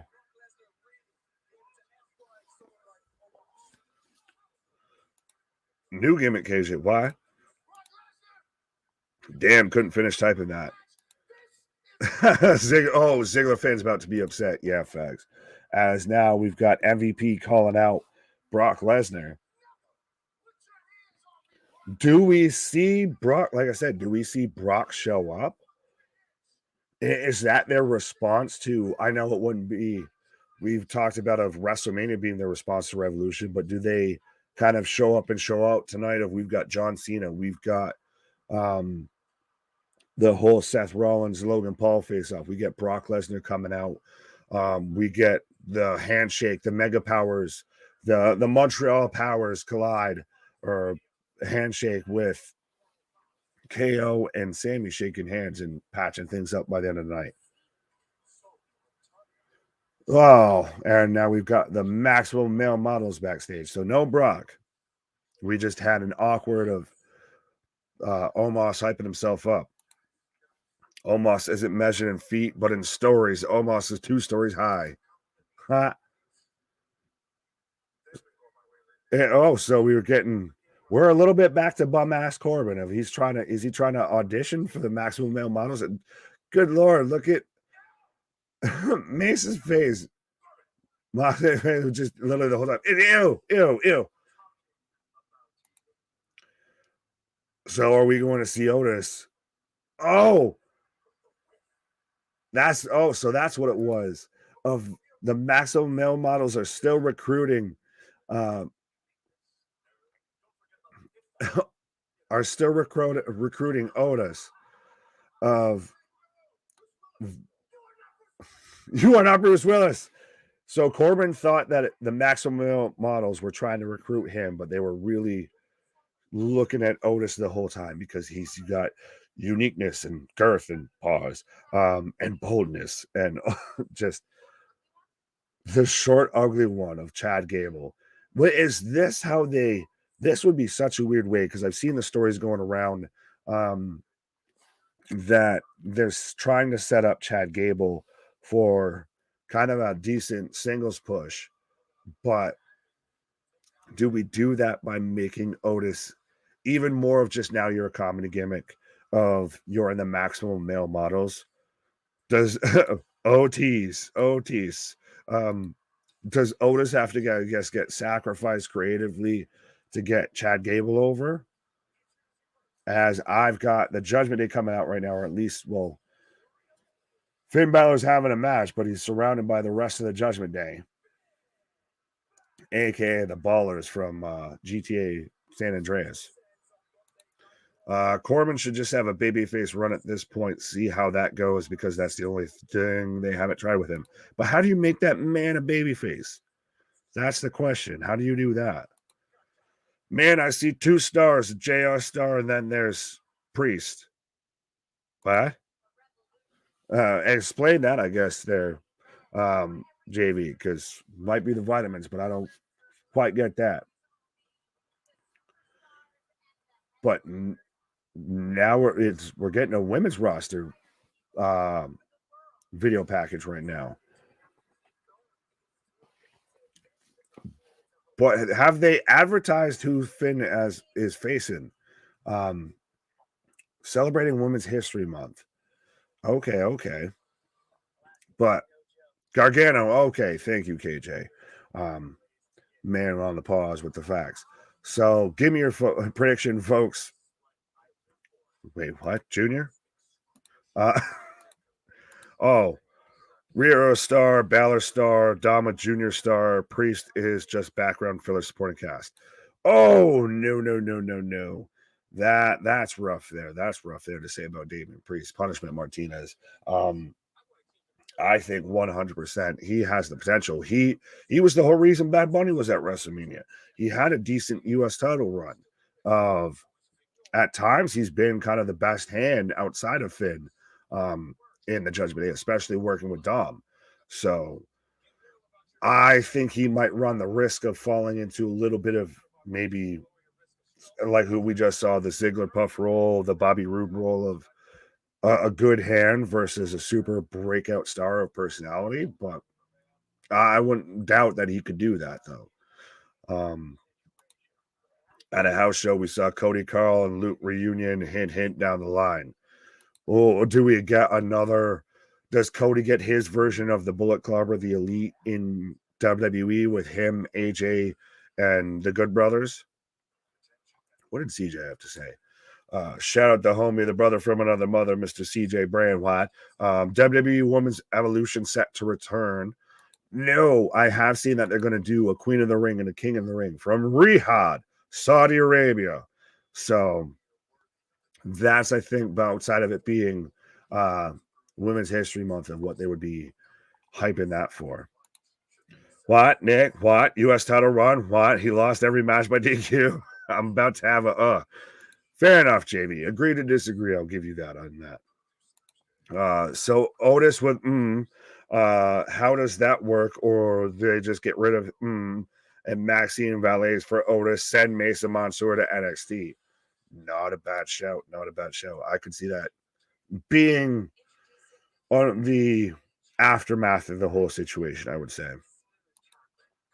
Nope, Larry, keep losing until Mania at least. What are we talking about? Matt, you mean he has a hit rock bottom? What are we talking? I feel like I'm solving a mystery here. Oh, about Corbin. Corbin just keeps going until he hits absolute rock bottom. It's funny. Little bit. Well, has he reached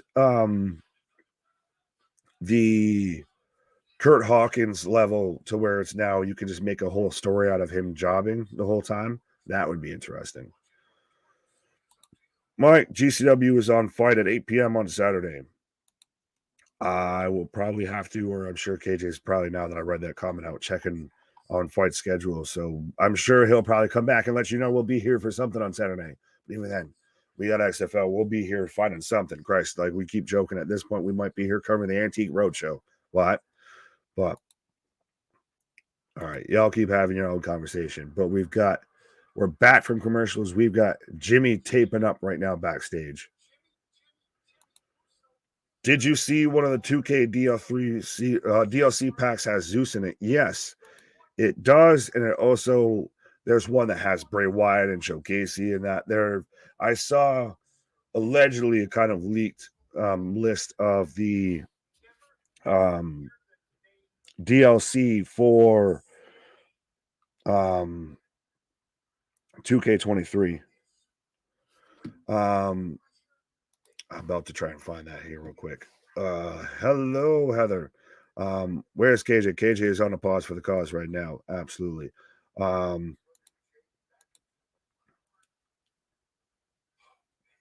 Paul laying on heavy about getting Jay back into the bloodline.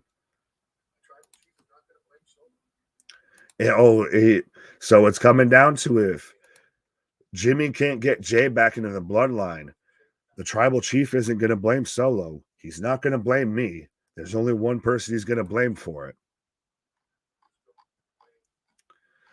So it's really coming down to we're testing the brotherhood here of if Jimmy can get Jay back into the bloodline. Francis, Kevin Owens versus Solo Sikoa, that actually kicked off the show earlier tonight. KO picked up the win by DQ because Jimmy interfered. I'm good. I'm at work today, and I'm off tomorrow. Fair enough. I'm not off until Wednesday, I believe. Dale, I'd pay to see that. I'm not sure. So at Mania, Corbin hits rock bottom and wakes up a new man, a face. Oh, Lord. You can't just instantly snap your fingers and turn someone from a heel to a baby face. But we've got Johnny Gargano coming out right now with Dexter Lumis. So give me your prediction so far if you have it in the chat. I'm taking Finn. I don't know what KJ's taking. He's on a little pause, but I do still think we might be leading towards Speak of the Devil and he shall appear. He's taking Finn.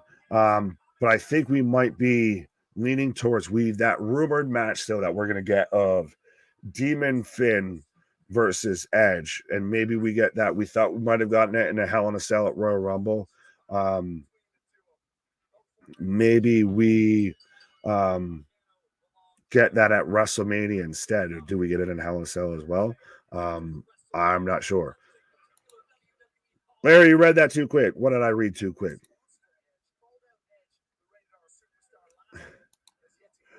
Small Mart, I don't think that is. I think that's more of him taking a picture. But I mean, it would be strictly vitamins there, sir. Strictly vitamins. Listen to that pop when Gargano comes out. Wow, the crowd absolutely does not care. Fair enough. Fair enough. Finn. Oh no! So now you're switching and taking Johnny. Johnny interferes because of Edge. Now I've managed to convince you while you're on a pause for the cause, sir. But we do have Finn and Gargano kicking off. But yes, so I saw the, I guess, potentially leaked image. So this is all allegedly that the outside of the one that I think has already been announced where it's got Zeus and what have you with it. But we have the Pretty Sweet Pack getting released on May 17th, which is called the Good Brothers, Tiffany Stratton, Elton Prince, and Kit Wilson. So pretty deadly. The Race to NXT pack on June 14th, which is Harley Race, Ivy Nile, Wendy Chu. So Cage is going to be all about that. Tony D'Angelo and Trick. And Finn in control right now as we've got Dexter at ringside. We've got all of Judgment Day at ringside. Revel with Wyatt pack coming out on July 19th, which is Bray Wyatt, Zeus, Valhalla, Joe Gacy, and Blair Davenport. And the Bad News U-Pack coming out on August 16th, which has Eve Torres, Wade Barrett, Damon Kemp, Andre Chase, and Nathan Frazier, the man that NXT forgot. Will WWE have someone out Dex? What? Keyshawn, can you play as Z Gangster in WCW from the Triple Tower of Doom match? Oh Lord! Well, we can play as Leviathan from OVW, as Finn on the outside of Tope from Gargano. Already got that one. As now I've got picture-in-picture, folks. But if you haven't done so already, give us your prediction. Give us a like. Give us a super chat if you want to help support the channel. If you want to make sure I get your comment, all of that. Ring the bell. Give us a subscribe if you haven't done so already. It's free. It costs you nothing. But I've got both men right now on the outside. Johnny Gargano should have just stayed home or gone to AEW or something like that. No, it's so weird what they're trying to do with him. It's almost like they were still going to try and get in the way, but we can't get in the way. Matty Daddy, what up? Nick Wow, I almost read my own name wrong, folks. That's how you know the vitamins are doing good on a Monday night. That or Tony needs to ease up on the 5 hour plus long pay-per-views on a Sunday. But Big Nick, Matty Daddy, Big Nick is just too sweet. Shout out, my guy. Appreciate it. Finn is Mike's taking Finn. Solo deserves to have a belt. We'll see. Like Roman. Well, like we talked about it earlier, we might be getting Solo and Roman. That might be the next match that's coming up or the match that we're ultimately building to for Solo. Wait, timeout. Can we get a triple cage match from WCW? No, please don't say that too loud. Don't summon fucking Vince Russo up in here. No, we don't need David Arquette. We've already got his 2023 equivalent with Logan Paul. We don't need anything like that showing up in WWE right now. We've already got the weird spooky bollocks with Bray Wyatt and Uncle Howdy and all of that. There's already some flaws in WWE. We don't need to add something like the triple cage. Oh, I already answered that one. Vitamins 420. What? Might be coming to the merch store soon. What? What many people think Wheeler Yuta is in AEW is exactly what Johnny Gargano is in WWE, a hyped up cruiserweight who is not over whatsoever with the audience he's in front of. Are people just kind of almost at this point as a holding point, a holding pattern with Gargano until we get Ciampa back? Because that's, I think, a moment that would really change how people view Gargano in WWE on the main roster. It's so interesting that those two guys, obviously their careers are pretty much intertwined. But are we in a holding pattern until that happens? And do we get a huge reaction when that happens? Or has the ship sailed on Gargano? Heinz Trenzy pushed it down. What the hell? Happy Monday, Heather. You are telling me the triple cage match in WWE 2K23 wouldn't be fun. It would be overbooked even still in that. We saw how many glitches of 2020 had. Like, let's not risk the chance of going back to some shit like that with trying to add in a triple cage, what have you. Absolutely. Braun Breaker beat Tozawa on main event last week, and Wendy Chu beat Dana Brooke, prepping them for call-up. No. If you tune into NXT, Wendy Chu was the latest victim of the, I guess, NXT parking lot attacker of Tiffany's Epiphany was, spoiler alert, don't go out in the parking lot on NXT. But I think that was also because she might have an actual quote unquote shoe injury, and that's why she's got to be put on the sideline, because they didn't delve a ton into it. It was kind of one of those of just, we have to acknowledge this to write her off. Drop kick from Johnny sends Finn on the outside. Braun Breaker. Oh, we just read that one. 100% Nick after Mania. I expect to start seeing to start happening for Gargano. Fair enough. as we got a spear right now, but I think it's one of those that everybody has this issue at times in pro wrestling of they all want all of their favorites to get all of the pushes all at the same time, and that doesn't happen and that can't work. I understand that in times like the Attitude Era, what have you, if they did better of throughout the card from top to bottom, there was storytelling that maybe at times was compelling, or at least in the moment it seemed compelling, but now you look back on it, it looks goofy as shit. But not everybody was getting a main event push at the same time. It's just we're looking at it through rose-tinted glasses. As we got a 2 count for Gargano, and I don't think Dexter has moved, has blinked, has Christ. I'm almost starting to wonder if this man has breathed while he's been just sitting at ringside. Who were the women's wrestling match? So far we had Bianca versus Carmella, to where Bianca won, and then we had the schmoz afterwards with Chelsea Green, and she ended up taking the miss to the face from Asuka. That's what we've had so far as women's matches on tonight's show. What is WWE going to do? Dana Brooke, come on, give her a push already. Oh boy. Well, in her mind, she had a push with the 24/7 title, and she revolutionized that belt. And it's a shame that to her that they got rid of it. But God bless Dana Brooke, but I don't think she's going to be. You're not lining her up to go against Charlotte. You're not lining her to go up against Rhea right now. Not Bianca, not Becky Lynch. Double stop from Finn. Dana Brooke, really? You want to push? I don't. That man said that. That man said that, not me. Shotgun dropkick. Heather, you're welcome. As Finn's going up top right now. Oh, and goddamn, this KJ's got the Canadian inside track here because we've got Edge coming out right now, or at least we've got his music. So we're getting the Judgment Day walking up the ramp. Is this he's going to all be distraction, and he comes up, sneaking up from behind like you that? think you know me? Right? You See, think you know me? You're sneaking up behind me. Pause. Accusation. Sneaking up behind us, sneaky Canadians. Pearl Harbor and Finn Balor is Edge. Oh, there you go. I'm going to get a W here, buddy. I felt it in my bones. What? Pause. Pause. 2, 3. All right, Johnny, get to it. Like, what the fuck are you waiting for, bro? All right. Oh, and Dexter lays out Damien. Are you kidding me? Oh, Damien gets laid out by Dexter Loomis. Yeah. Didn't even see it. Just boom. And now Edge setting up for the spear. Spear that. Spear Edge looks ridiculous. I can't take him serious with his hair.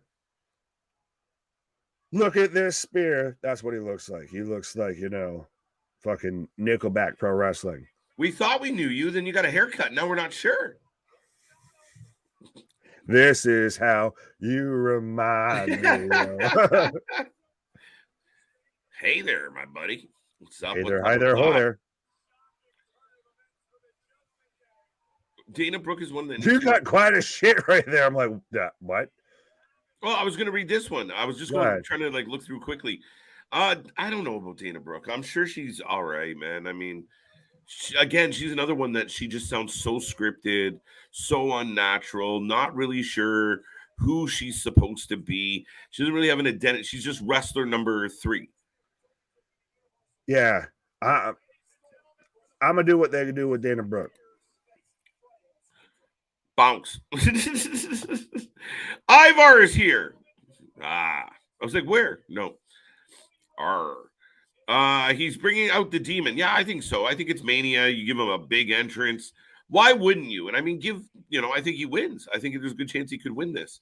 So, I mean, it makes more sense for him to win it than Edge, I think. I think my early Mania prediction would be Balor. But yeah, make him go demon. You know what? I've had enough of your shit. I'm going to the dark. But I know they hesitate to do it because Finn's a heel, but it doesn't matter. I think it's Mania. If you're going to bring in Cena and this person and that person and do a bunch of funny stuff anyway, why not give us that over-the-top outstanding entrance. But if you were just tuning in, if you're trying to keep track at home, Johnny Gargano just beat Finn Balor with the help of Edge. And now we're getting a package on Cody and Roman, where we're getting a replay. Wow. We got a little bit of Stardust in here. His buddy's little indie show. What is your thoughts on Cody versus Roman at WrestleMania for the belts? Robert, good question. I have to admit, I'm not like, oh my God, I can't wait to see this match. I think they can get somewhere with the build, but I'm not. We just came off the heels of Sami. I'm so emotionally invested. They got us so hooked on what was happening with Sami. This feels less compelling. Will it be a good match? Yeah.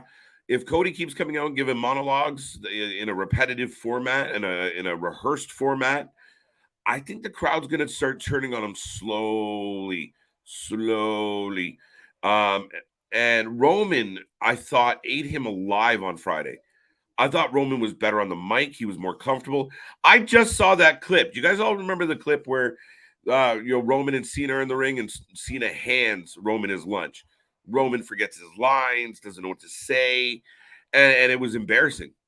But I think Roman stepping in the ring today in 2023 against John Cena, it wouldn't be the same situation. And I think this is a great example of, like I said, even when he gave the mic back to Cody wasn't getting a big reaction.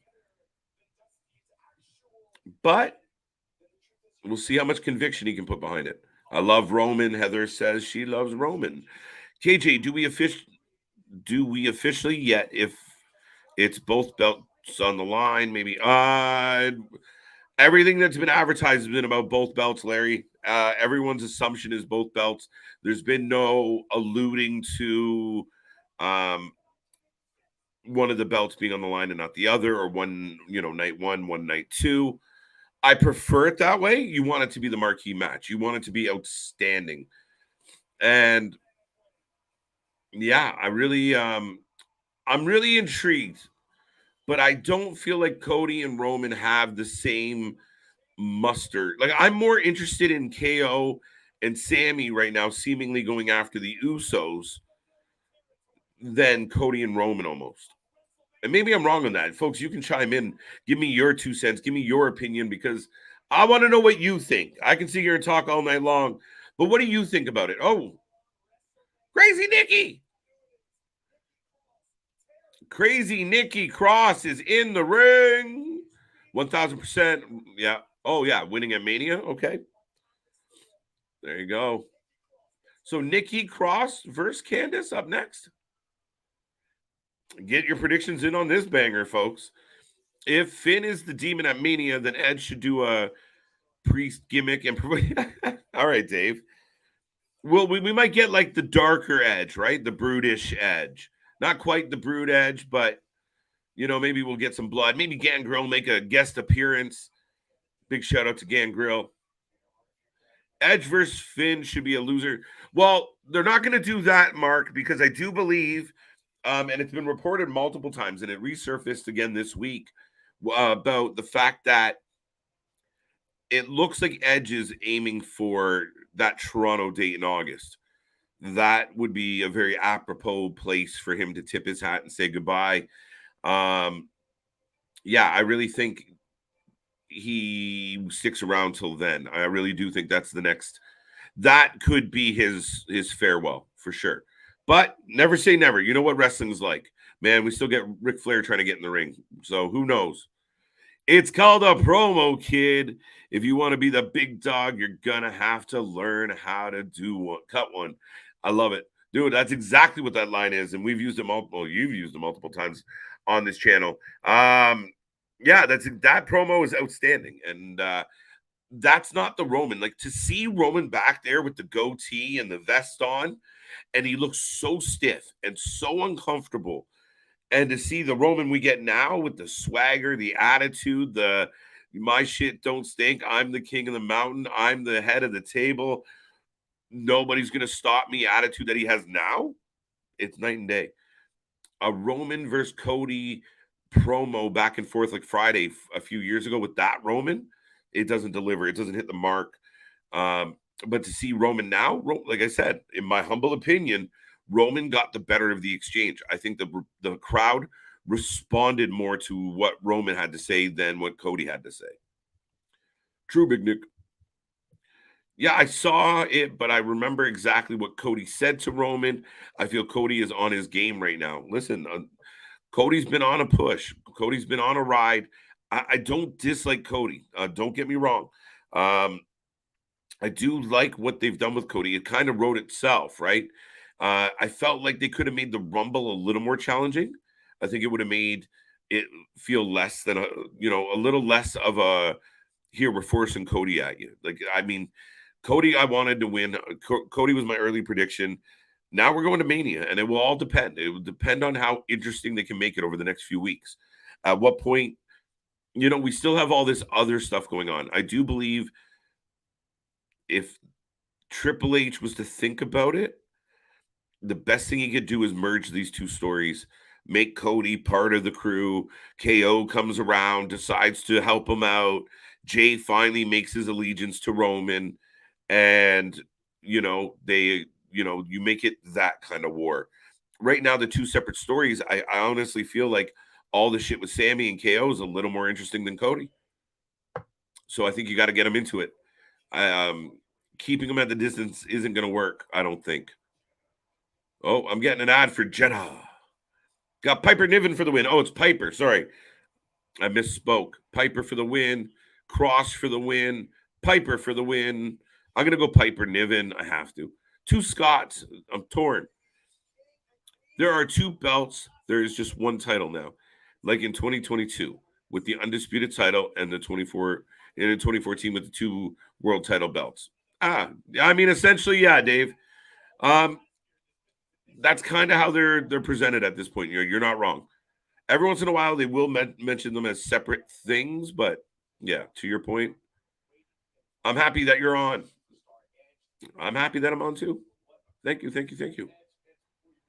Oh, there's Edge heading towards the door.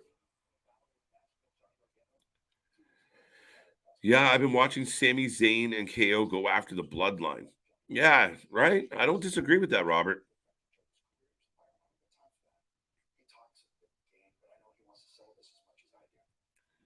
Okay. Here's the challenge. Oh, next week. Okay. The cojones. So Edge is coming next week, and he will be waiting for Finn Balor. So I guess, for me, this will be just another stepping stone to get to Mania, right?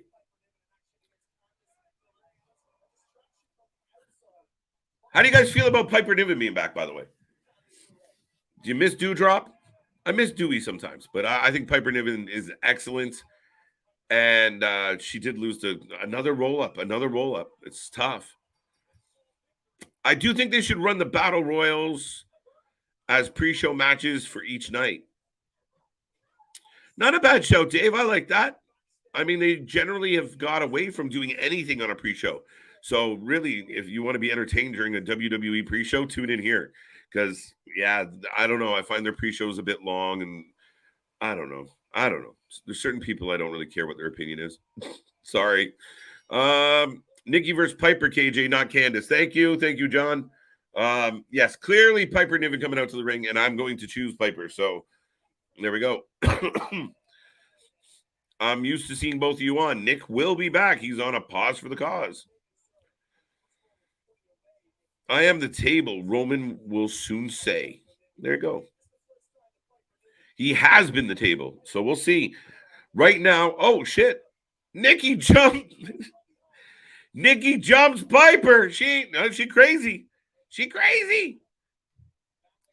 That's Heyman bringing out the best in Roman, 100%. And that's where that's the interesting angle of what if Cody was to become a Heyman guy. What if? Because I think Paul could help get the stiffness, the politician style promo out of Cody. I think, and then we've seen it. If you watch Rose to the Top at all, here's a guy rehearsing his promos, and they feel that way at times.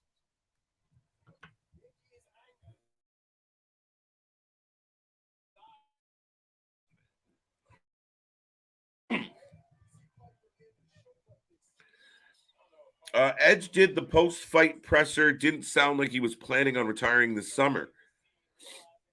Okay, fair enough.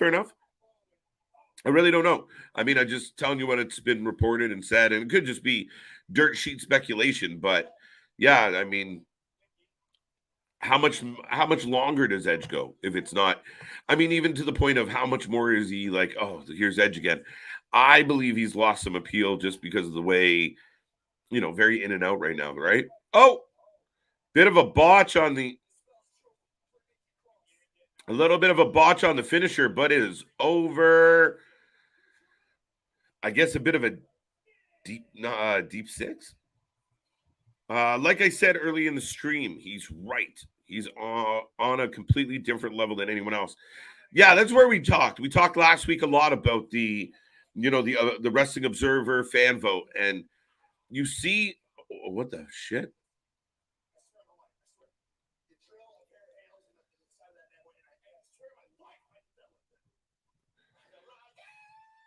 Boogs is trying to lift a truck. Now he's screaming at Elias. Nice fanny pack. But yeah, he's on a completely different level. The fact that people voted for anyone but Roman Reigns as the best wrestler of 2022, it blows my mind. It really blows my mind because there's no way. It is a completely different level from Roman. That's all Heyman. Not all Heyman. You got to understand, like, we got to give Roman a little bit of respect here in the sense of Roman carried him through the beginning of it. And when we first saw it, we were shocked by it. But it worked because of Heyman. But now Roman can walk out any night and cut a promo and handle the mic all by himself. And he's just there. He's got it. He's in that groove. He's spot on with what he's trying to deliver, what he's trying to convey. So, I mean, yes, was Heyman a big part of it? But let's not ignore what Roman's done right now. Oh, by the way, here's Jonah. Oh, okay. So Bugs told Jonah Elias wants to fight him. So next week we're going to get Jonah versus Elias.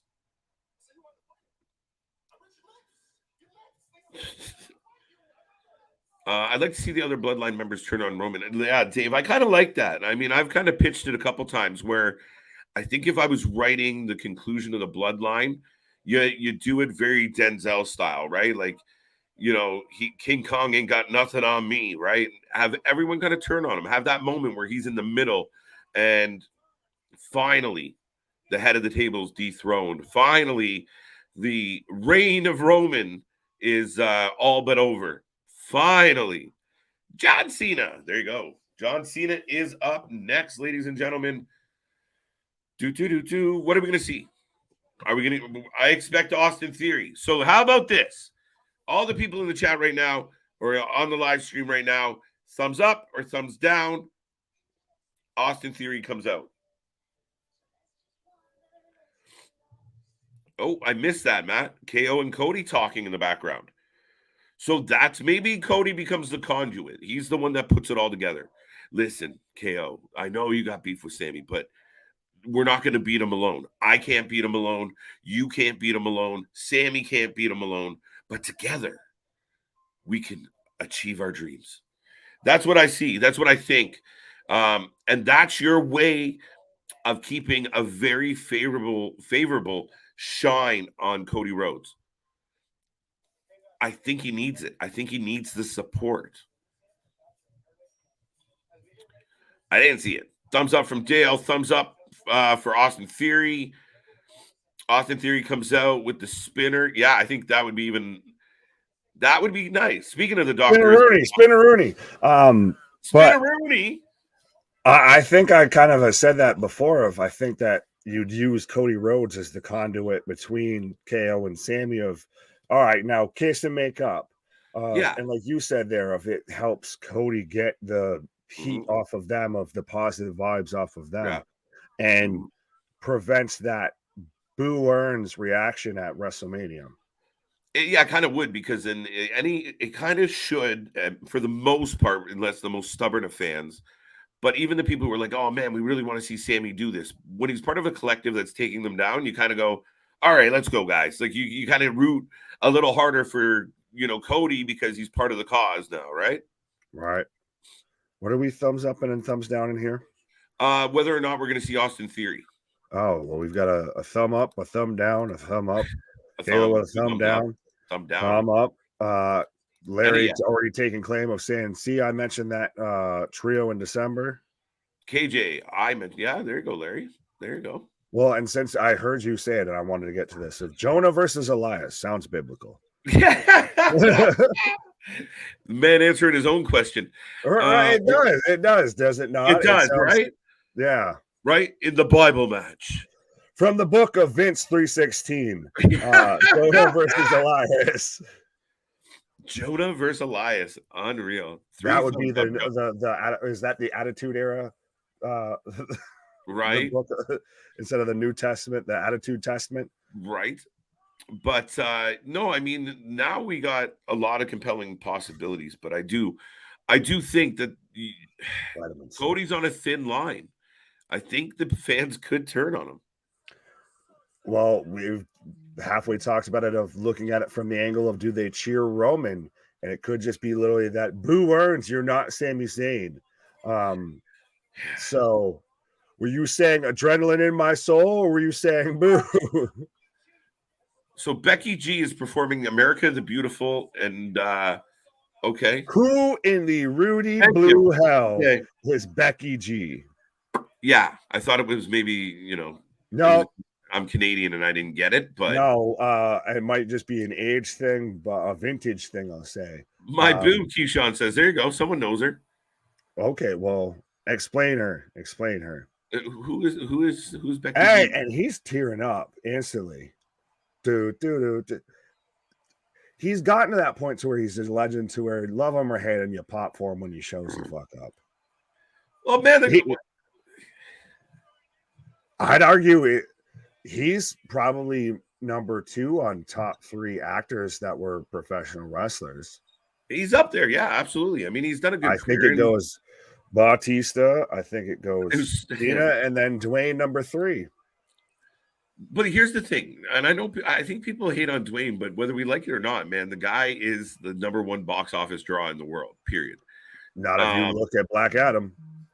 Well, I mean, they can't all be home runs. I mean, there's some movies. Right, but you eventually lose your shine. Eventually. I would be totally okay with The Rock and Kevin Hart making 15 more movies. I'm totally cool with it.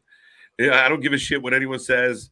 You can hate on it all you want. I will take $5 at Walmart. Right? Rock and Kevin Hart, 7. The collection, right? The collection. But no, I mean, it was funny because I remember they just do a whole series of twins. That's what should be rebooted as twins, is Kevin Hart and Dwayne. That's what they should do. That is amazing. I'm your brother. Dwayne does an Austrian accent. Yeah, right? Can you smell what The Rock is cooking? Yeah, do it. There you go. John Cena is in the ring, folks. And so is Austin. Well, Austin Theory's coming out right now. So all them thumbs up, them thumbs downs is all of that. Oh, sorry. There you go. Real quick. Wasted no time. Right. But this is what we're setting up of. Even it was the last time that Cena was, I think it was a SmackDown of it was leaked out that they had recorded something between him and Austin Theory. So I feel like this has been in the works for a minute here. And it is a bit of, like you said, it's a passing of the torch. Yeah. And maybe that's what the emotional thing is like, this is one of my last Raws ever, touching. But again, he's another guy that, 5 years from now, he could be back going on a mini little run. I don't know. That hairline don't say that. Whatever. We'll get a bald John Cena at some point. He'll shave it. He's already coming out here with the jorts. What? Then he'll be out here bald. All he's missing is the goatee and some knee braces. They gave him a ball cap this time. I think that's cute. He didn't throw it, his ball cap. Yeah, he didn't throw the It's like, cap. oh, hold on to this. He heard everybody. He saw the comments and the I'll memes. keep this. All right, point ahead, look smart.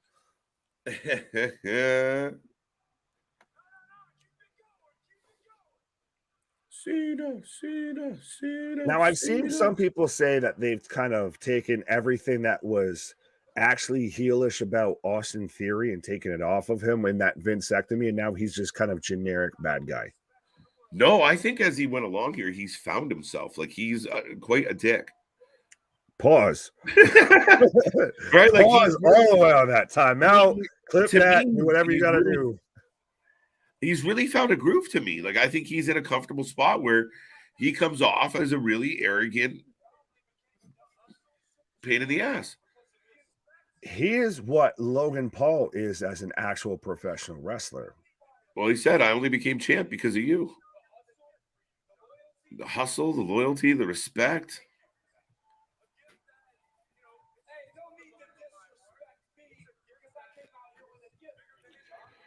Bigger than any movie role you're gonna get. What's that? That was Austin's just line there of bigger than any movie role you're gonna get.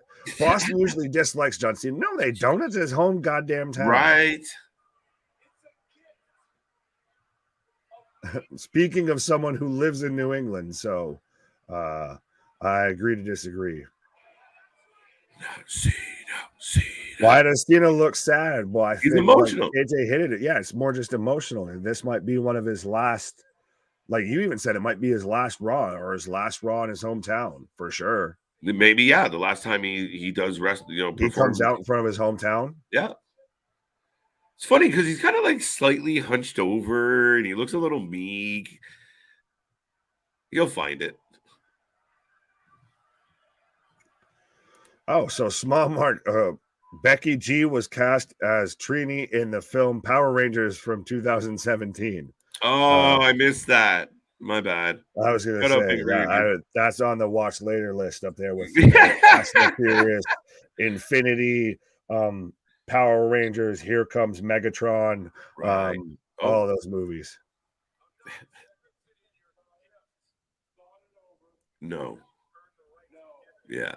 I'm not interested in your gift because you haven't earned the right to give it. Do we get Cena doing his kind of walk down promo here, like we were talking about earlier, what he did with Roman? It's called a promo, kid. If you want to be the big dog, I think this is. Am I too loud? No. Okay. I've been watching you. Why? It's what, John? Not why. All right. They don't care about. All right. This is, like I said, this is his walking down. This is going to school with John Cena, I feel. Cena still suck. He's wasting TV time that can be used for. Nah, Mike. Yeah. You still pop for Peacemaker. You still pop for Peacemaker. Pause. And I see. Oh, okay, small mark. So yeah, they just used the Bad Bunny connection. Yeah, there you go. They went down. They went hippity hopping down the bunny trail. And hey, Bunny, you want to do this? No, I got a friend. I got a friend who will do it. Pause. There you go. Mark just literally giving us the Wikipedia right now. You're right. Here's her wiki. Here's her, about me. Yo, Tyler, what's up? What's up? How you doing? We are just into the second or the third hour of Monday Night Raw tonight. Cena, Theory, face-to-face. Good Raw so far as I'm concerned. Not blowing my socks off, but Cena cutting a promo on the young man. It's still, like I said, it's 100%. It's the same promo against Roman of you've been given opportunity after opportunity after opportunity, and they don't believe you. He's going to come back and hit him with the line of, I'm here because you can't do your job. Oh, you got no heart. You got no soul. Yeah, I know. You have no hustle, no loyalty, no respect.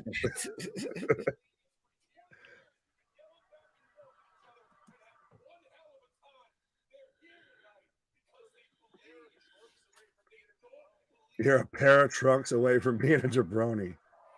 No, that's LA Knight. Yeah.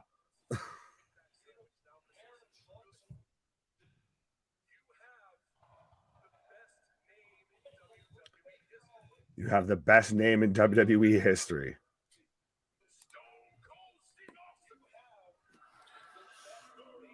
Jabroni.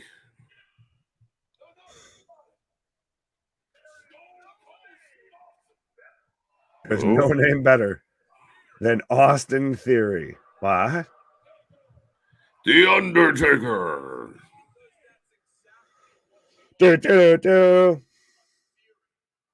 That's exactly what you are, a theory. Oh. In theory, you should be good. He's got no hustle, loyalty, respect, or fruity pebbles. Yabba dabba. Exactly how Wikipedia. Smile mark, I see you. I get you. Appreciate it, homie. He called him a jabroni. Yes, he did. You're a big jabroni. A giant jabroni.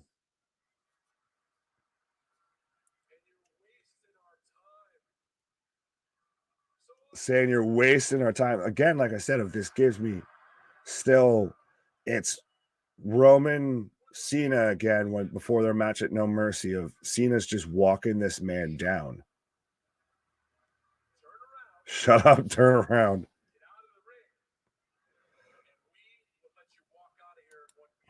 Oh.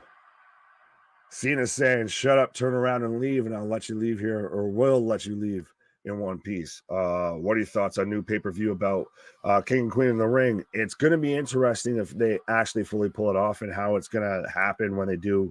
I think it's supposed to allegedly happen in Riyadh, Saudi Arabia. So it'll be interesting to see how that would go down over there. Austin Theory comes back with, I'm not going anywhere, just like that bald spot on your hat isn't going anywhere. As Cena takes off the hat to show he got the comb over now. He's found the Just for Men, that spray paint can that just makes the patch of skin look darker. Carmelo Hayes beats Bates tomorrow. Right? Is he taking on Tyler Bates tomorrow? I'm gonna have to look that up right now.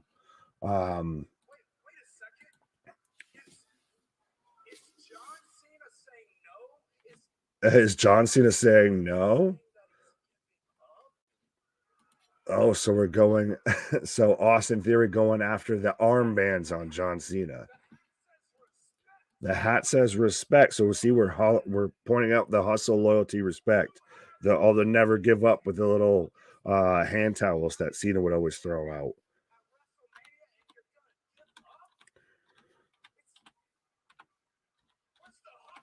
Where's the hustle?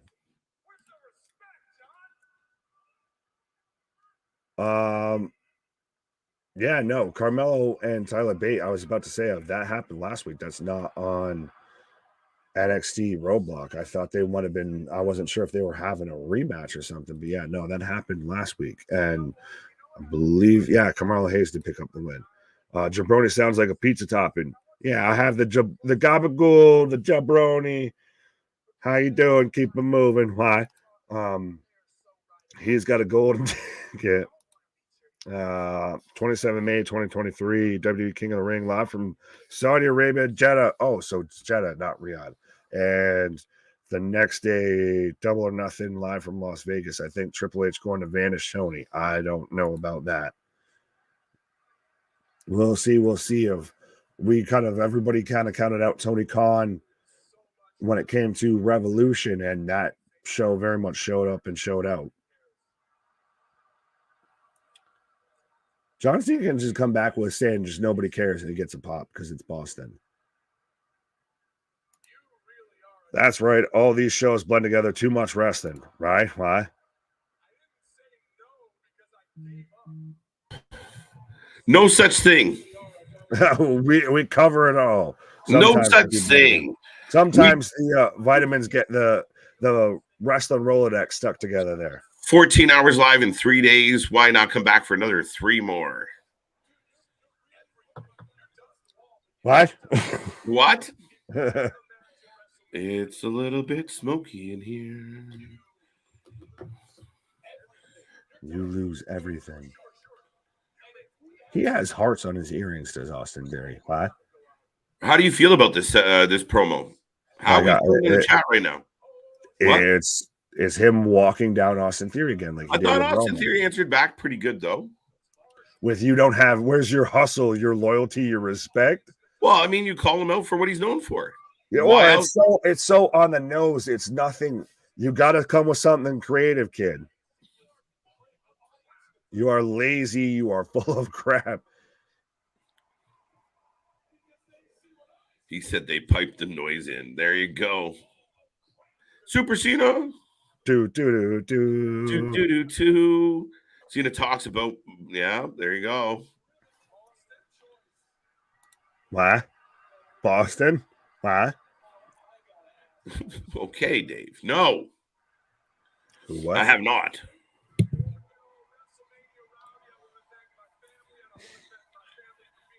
He's got the crowd cheering. This has to be his last Raw, wow. or his last time in front of his hometown, because he's playing to the crowd so much. Yeah. He's talking about having his family there. Do you want to see Austin Theory versus John Cena at WrestleMania? Thumbs up, thumbs down, because he's pulling the audience, so we'll pull the audience. Yeah, we'll pull the audience. You want to see this? I'm okay with it. It feels like a WrestleMania match. Yeah, a passing of the torch. It'll be a good match. And yeah, the crowd is going nuts. We're getting some yes chants up in here. Oh, and he goes back for the pop of, you got to pardon my senioritis. It's not just the hair. I can't hear it so great. Do you want to see? Okay. I don't care about you, but I'll never give up on that. Let's go. Dude. Oh, baby face to death, buddy. He's Captain America. He's Superman and Jorts, 100%. John Cena, the Austin Theory. It's official. Do.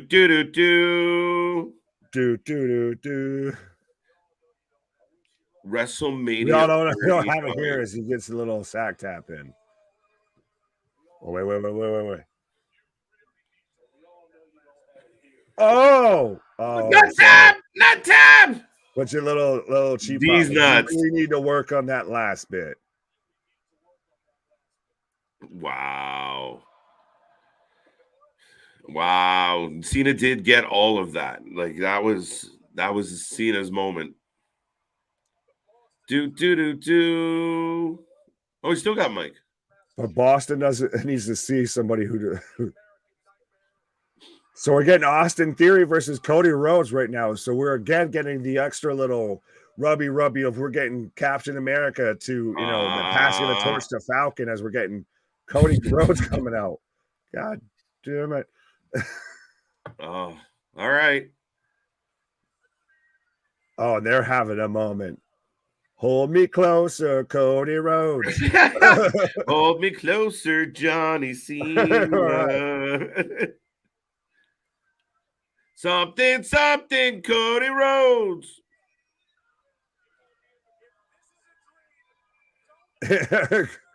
Graves already, if this is a dream, don't wake me up. Cody getting a Cena, Rob. So did Cody just come out here to send off Cena? Yep. We're not getting Cena versus Theory or anything? No. Why? Cody's losing. Corey Graves is losing his mind, and Nigel's just smiling and bobbing like a fucking. No, it's not even Nigel. Don't you disrespect? Oh, not Nigel. Sorry, Patrick. Right. My bad. Good Lord. So they just had Cody Rhodes come out here to send off John Cena. Oh, that's all it was. That's all that it was. All right, kid. You thought you were getting the passing of the torch. This kid's getting all of the Cena superpowers. Cena, Rob, Cody. They're doing everything they can. Now, are you like you talk about Icarus? Is this too close to that forced baby face? We're gonna turn on him. Fuck you. You're tiptoeing a very fine line here. Feels like it. Of now does Cody, instead of just going, something, he just goes do, and he gets the Cena powers. Right? Something, you suck. Sami backstage. Another good promo. Cena, you saw my dog. Tonight is not going to be your night. Cena's last match against Cody? Meh. No, his last match is his last match against Austin Theory. Yeah, I think so. Or one of his last match. He might get a legacy match like down the road or something, but Shush! Speaking of Shush and speaking of Cena. Do. Ladies and gentlemen, we are rolling through. Alpha Academy is on the way out. Of course, Omos has had his interactions with maximum male models, so we'll see how that plays out. Corbin with a new look. I don't know what he's trying to look like, but Corbin with a new look. Next year, 40. Maybe. What I do want to see is I want to see Dustin Rhodes' last match. I want to see him come back into the WWE and have one more match with Cody, especially if Cody's the champ. Theory is so lame. I don't know if lame's accurate, Tyler. He's definitely a heel. And he definitely paled in comparison to Cena tonight. We'll see how this plays out, but it's official, folks.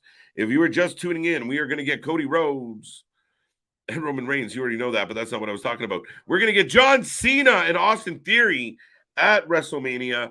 And Cena said he just made the biggest mistake of his life, so we will see. I want to see Cody get the Cena powers only to turn evil. Dun, dun, dun. Cena's U.S. champ again? I don't know. I think my early prediction, Steve, is going to be Theory. Now, when we do the prediction show for WrestleMania, maybe I'll have my mind changed by then. But honestly, Cena U.S. champ, I don't know. I think Theory needs this W. Theory needs to get over in this one. Chad Gable for the win. Yeah, if you guys want to put your predictions in on this one, I think Gable's going to lose. No, why do you want to see brother versus brother? It never works out. Listen, they had a banger. One of my favorite AEW matches ever. Cody Rhodes versus Dustin Rhodes. If they do it like that, they build it like that, and it's, one last ride for Dustin and put him. Come on, he meant a lot to the WWE, and he was one of the draws, during the height of their popularity. Nobody can take away what Dustin did as Goldust, which many people would have never been able to pull off. I really do think that, even if it was just one of the smaller pay-per-views, like not one of your marquee pay-per-views, if it was the main event, I'd be all for it.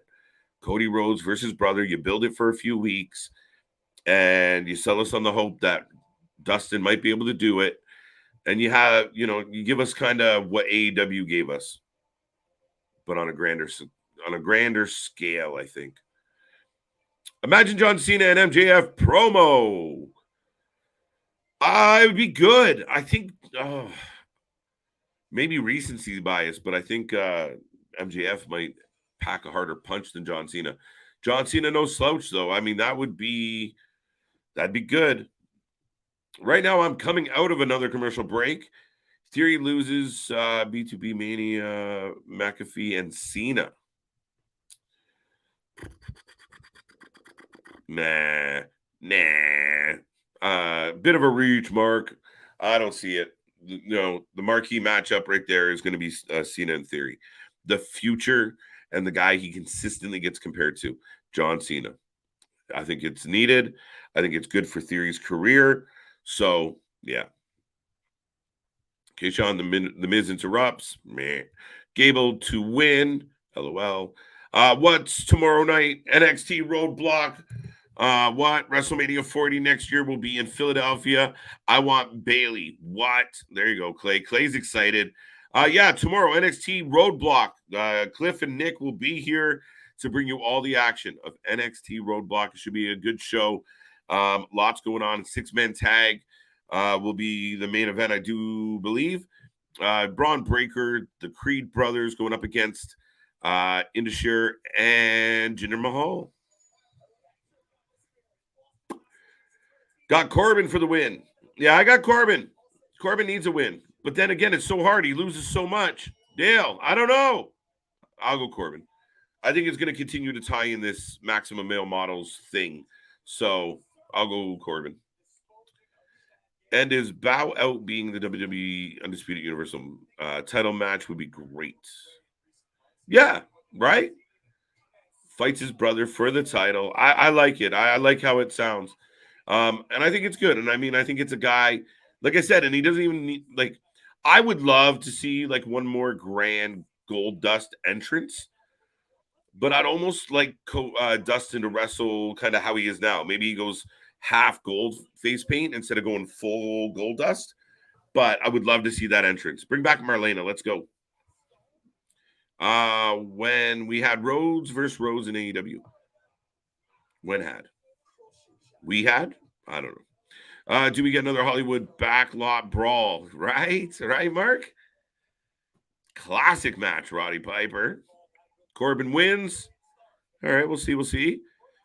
No, I was stating Theory lost back-to-back Mania. McAfee last year. Oh, I see what you're saying. Yeah, I think he picks up the win. I really do. Theory can beat Cena, but not McAfee.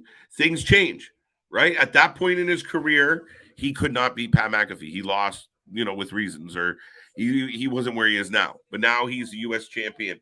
Now he's gone from the gutter to rebuilding himself. A huge suplex. By the way, if you haven't got a prediction in yet, folks, get it in. We did. And I know. I understand that, and I acknowledge that. And I'm not trying to say, hey, go recreate that match. That match was, like I said, one of my favorite AEW matches of all time is Dustin versus Cody. But I think because of what Dustin meant to the WWE, I think it would be really cool to do it one more time. Oh, shit. Gable's got the ankle lock, and Corbin taps out and lickety split. Wow. Corbin, you suck. Chad. Now, what do you guys think of Chad getting a singles push? Right?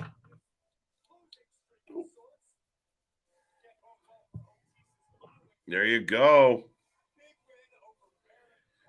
So Corbin loses again. Question of the day: is LA Knight currently better off with without or is he better in? He's definitely better off outside of being with the Maximum Male Models was stupid. It was a bad decision. He needs booked better. Too late. What's too late? Dustin? Nah. Well, OT's turn on Gable. It feels like he's going to join Maximum Male Models. I don't know how they're going to spin it or how they're going to make it worth anything. But, yeah, I mean, that's one way you could get Gable out into a single, right? You start with that rivalry. He's got to have a few matches against and then see where he goes from there. I will not take away from the man. He is talented, and he has got himself over. To me, is he anything more than a mid-card guy? No. Sorry. Theory's trajectory of rebuilding should take him to winning the Money in the Bank. Again, much like Punk did into. Yeah. I mean, I don't mind that going full circle, especially if Theory can continue to keep himself relevant. I mean, he is a good heel. He does get a reaction from the crowd. Yeah, I'm all for it. Gable finally gets a win, and Corbin finally still loses. Shit. But LA isn't doing anything currently. Yeah, but I'd rather him be quiet right now with trying to plan something out for him with substance than him being on TV with Maximum Male Models. I really don't want to see that. By the way, we are getting a replay of Lita, Trish, and Becky. And remember, Becky and Lita are your new women's champion. I want to see Gable and Gulak. Interesting. In NXT, maybe. I don't know if I want to see that on the main roster. Gulak, I don't know. Poor Gulak. We've kind of lost him. And now I'm getting a commercial for SmackDown. Sorry, can't see shit. I don't like splitting up tag teams when giving a singles push. It's so unrealistic to just turn on your friend. Not always. And I think sometimes people are too quick to hope for it. I don't see Alpha Academy going much further. I think that's why I'm like, yeah, okay, fine. I'd rather give Gable a shot than continually see this lower book tag team that doesn't have any substance. Like, I think you have a chance to go another way with it. I think you have a chance to see what Gable can do. But yeah, sometimes I know people were talking about, like the Creed brothers need to break up, or even the Acclaimed. When are the Acclaimed going to turn on? Like, they just got hot. Let them work. Let them build up an established record of being a winner. Then go from there. LA just tossed his name into the IC. Yeah, I mean, I'm all for it, Matt. I mean, you give us LA Knight against Gunther, I'd be more than happy. I got no issues with that at all. I think LA Knight's outstanding. He's over. If you watch his social media, people are feeling him. Yeah, it's getting over. It's working. So I would like to see something, but I don't want him in Maximum Male Models. Sonic happy about Becky and Lita. Old Day going to expire soon. Well, Kofi's on the shelf right now. That's part of it. Kofi, did they announce a replacement for Kofi? Because I believe Kofi was going to be in the IC contenders match on Friday. Did fact checkers out there, did anybody announce a replacement for Cody Kingston yet? But yeah, apparently Kingston got hurt. Drew McIntyre fell on his leg, and he will be out for a little while. I have a feeling that Gulak was being punished because Daniel Bryan. JV, that's an interesting theory. You'd hate to think it's true. You really would hate to think that would be the case. Chad Gable for the win. Theory could be ready for the world title run by next spring. I mean, Dave, I really do agree with you. You give him a solid, let him run with the U.S. title for a while. Let him lose it. Let him get it back. Let him lose it. Yeah. And then at some point, he is a legitimate threat for the world title. And I know people don't like him. You're not supposed to like him. I think he's a great heel, and I think he's only begun. I think keep in mind, when John Cena debuted and came out with the spiky hair and the shorts, I remember me and my friends being like, this guy's a loser. Who's this Cena guy? And then when he started, trying to figure out who his character was and started the Thugonomics, we still weren't sold on him. So I think a lot of times when you're in the moment, you're like, we don't know this guy. This guy isn't going to be anything. You never know, but young talent will find a stride, and I think he will continue to find a stride. I think where he's at right now is perfect. By the way, ladies and gentlemen, we are in a commercial break. When we come out, got about a half an hour left on the clock. We are rolling through 3 hours of Monday Night Raw tonight. We will be back for NXT Roadblock tomorrow and all week long. Dynamite. Ring of Honor is our new one. 7 p.m. on Thursdays. We go live with Ring of Honor. We stay for Impact Wrestling. Fridays, doubleheader, sometimes tripleheader. Saturday, I think it's GCW or something. Sunday, same thing. And the action does not stop. Then we'll be right back to another Monday doing it again. Getting closer to WrestleMania with your alternative commentary, the channel that just covers more wrestling than anybody else at a different level. By the way, I got Top Gun on my screen. The Miz, Maurice, she grabbing his goose. Miz for Johnny Cage, yes or no? I guess. He's so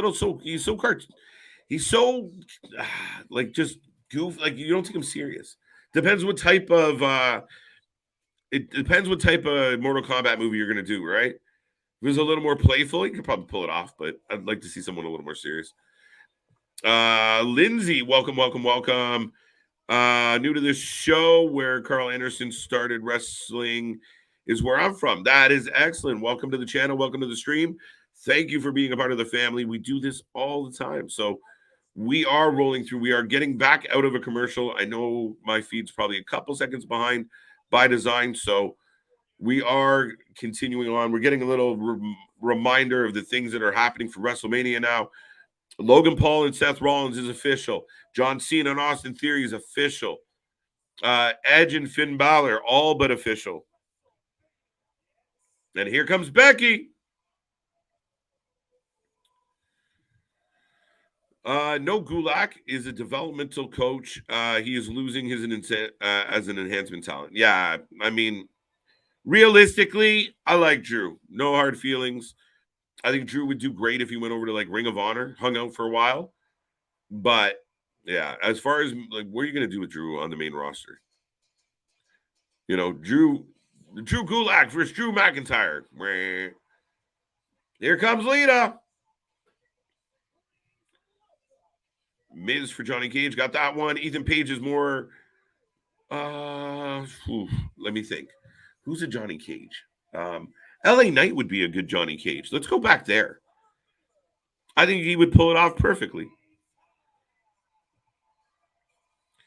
So we never get in the conclusion to the Acclaim, the Guns. No, we did just. I don't think so. Now we have saw some things out there. Now, well, apparently, we'll find out on Wednesday. How long are FTR back in AEW? I think forever. I really do. I think that this is the beginning of a long run. I imagine their time off. They had some discussions with Tony as far as what they weren't happy about. I was a little disappointed. But we're going to get FTR and the Ass Boys. And I imagine FTR is getting their belts back. As they should. But that's Johnny Cage. No one else takes Cage seriously. There you go. Well, I mean, that's the problem with Ethan. Becky, Lita, Trish, or JV, BLT. Ah, you got it. I like it. We were trying to figure out a name for these two. I like that one.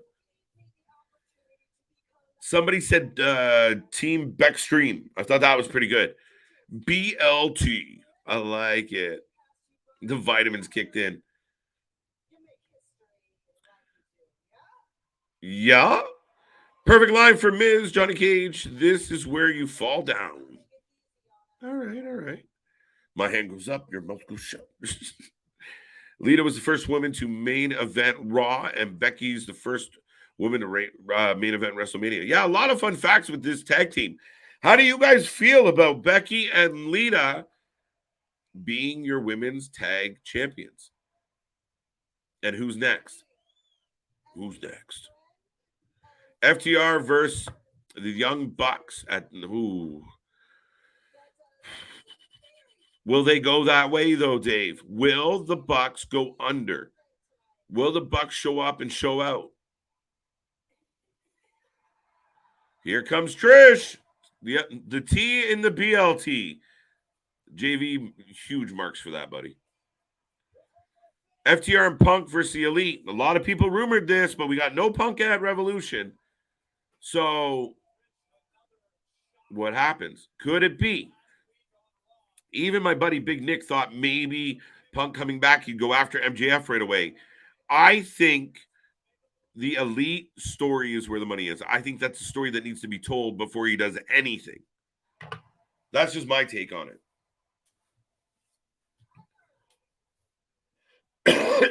Pardon me, folks. So Trish is in the ring. Yeah, no, folks. Gulak just re-signed like a week ago and is helping backstage and stuff in the younger wrestlers. That's exactly where you should be, Matt. You think the Bucks will eventually yeah, that's the problem. I don't know. And maybe Tony sits him down and says, listen, I got some extra money for you. Can you just do a job? Alt Control Delete is here, and I'm sick of it. Anyone else sick of Alt Control Delete yet?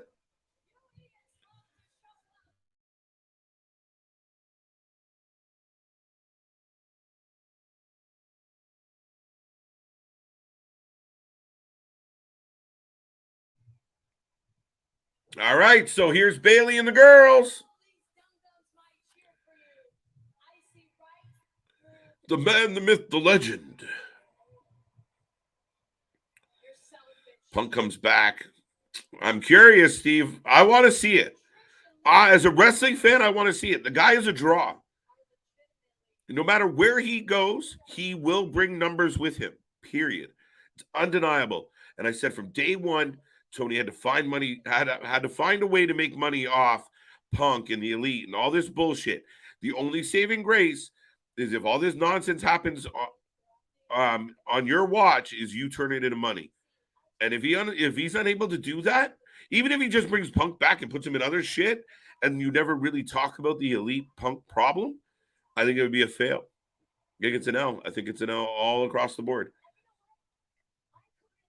Extreme last kickers. All right. BLT still takes the cake right now. And Trish giving Bailey shit. So we are getting a 6-woman tag at WrestleMania. Trish looks like $1,005,000, folks. I'm sorry. Kudos to that lady. The Bucks will definitely put FTR over. The last time they wrestled, they did, for crying out loud. Yeah, different times. All right, so we got a melee. And we got Becky Bailey left as the last two. I think Bailey deserves better. Once, yes. I'm not saying that hasn't happened. Times were different. They had to drop that L, but remember, they switched to heel in all the process. Oh, Bailey taking the licking from everybody. With Control-Alt-Delete, who is who?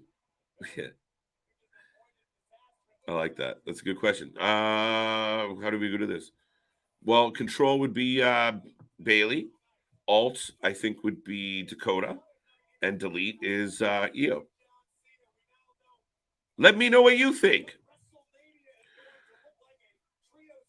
Look like the Ugos that are not allowed in the. Oh, okay, JV. This crab trio is not yet. I don't know what's happening. I really don't. So Edge calls out Finn Balor. We're gonna get it next week, but we all but have a feeling that the graphic is amazing. Actually, I have a feeling there's more to this.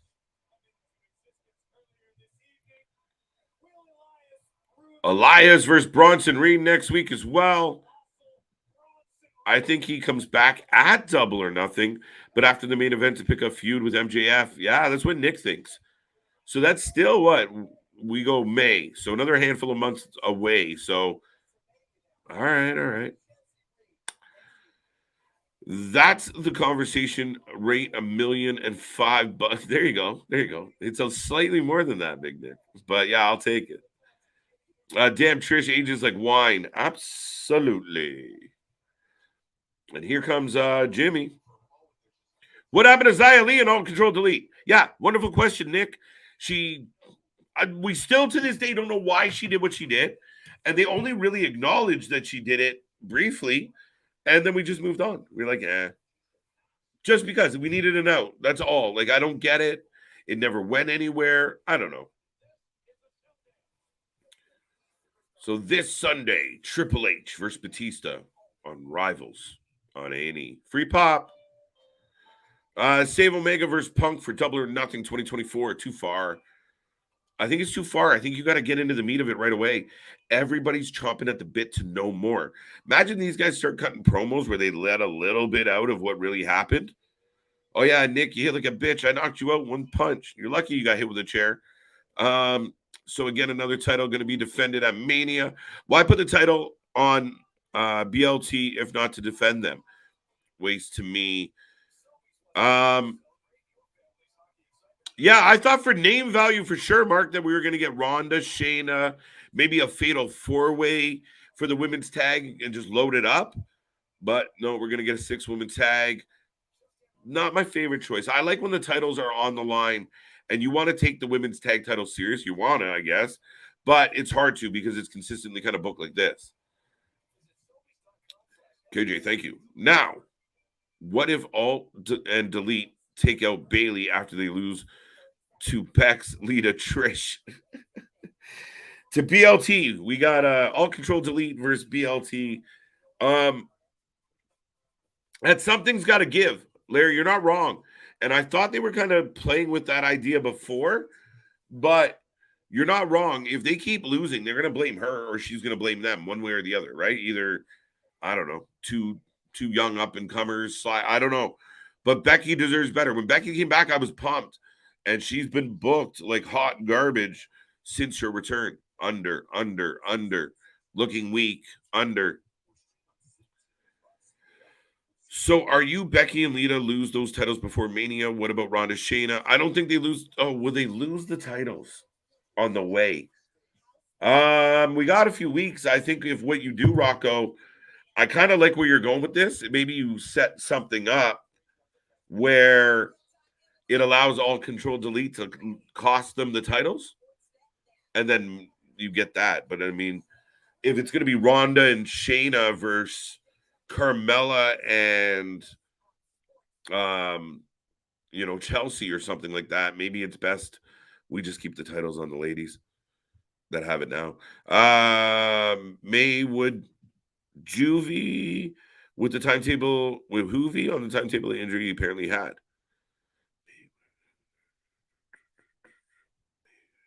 May or June? I'm trying to think. I don't know, Dave. Got Sami for the win in a DQ. Well, I was wrong earlier because I picked Solo by Shin. No, I picked KO and I got it right because of the DQ. Thank you for reminding me, Dale. Yeah, I think I'm gonna go Jimmy with hijinks. Xia Li got the shift. Okay. Eddie Kingston versus MJF, Forbidden Door 2. Not gonna happen. Not gonna happen, Rocco. That's an interesting booking, guys. Actually, let me know if you're still tuning in right now. MJF, Forbidden Door 2. Would you put him up against someone like Okada, Osprey? Like who could come in from New Japan? I know where Eddie's coming from, but I don't see them doing that. And especially with Eddie being seemingly focused on Claudio and the Ring of Honor title, which I like. They might be worried about Ronda, KJ. She's aggravated an old shoulder injury. She's aggravating when she wrestles. So, John, I don't know. I don't, like, I'm not like, oh, man, we need Ronda Rousey at Mania. I'm really not. No offense, Mrs. Ronda, but I don't care. I don't have any interest in it. So out comes Jimmy Uso. The main event is upon us, folks. I got about 17 minutes left on my clock. Solo accompanying Jimmy Uso. Still no word from Jay. No Roman tonight. Paul laying down some pretty strong words. So if Roman starts taking his anger out on Jimmy, I mean, dude, I'm telling you guys, I would write it. I would angle it that, when this all comes to a head, that Roman gets alienated. Roman ends up alone. Everybody turns on Roman. Everyone's sick of his benevolence, his attitude, his demeanor.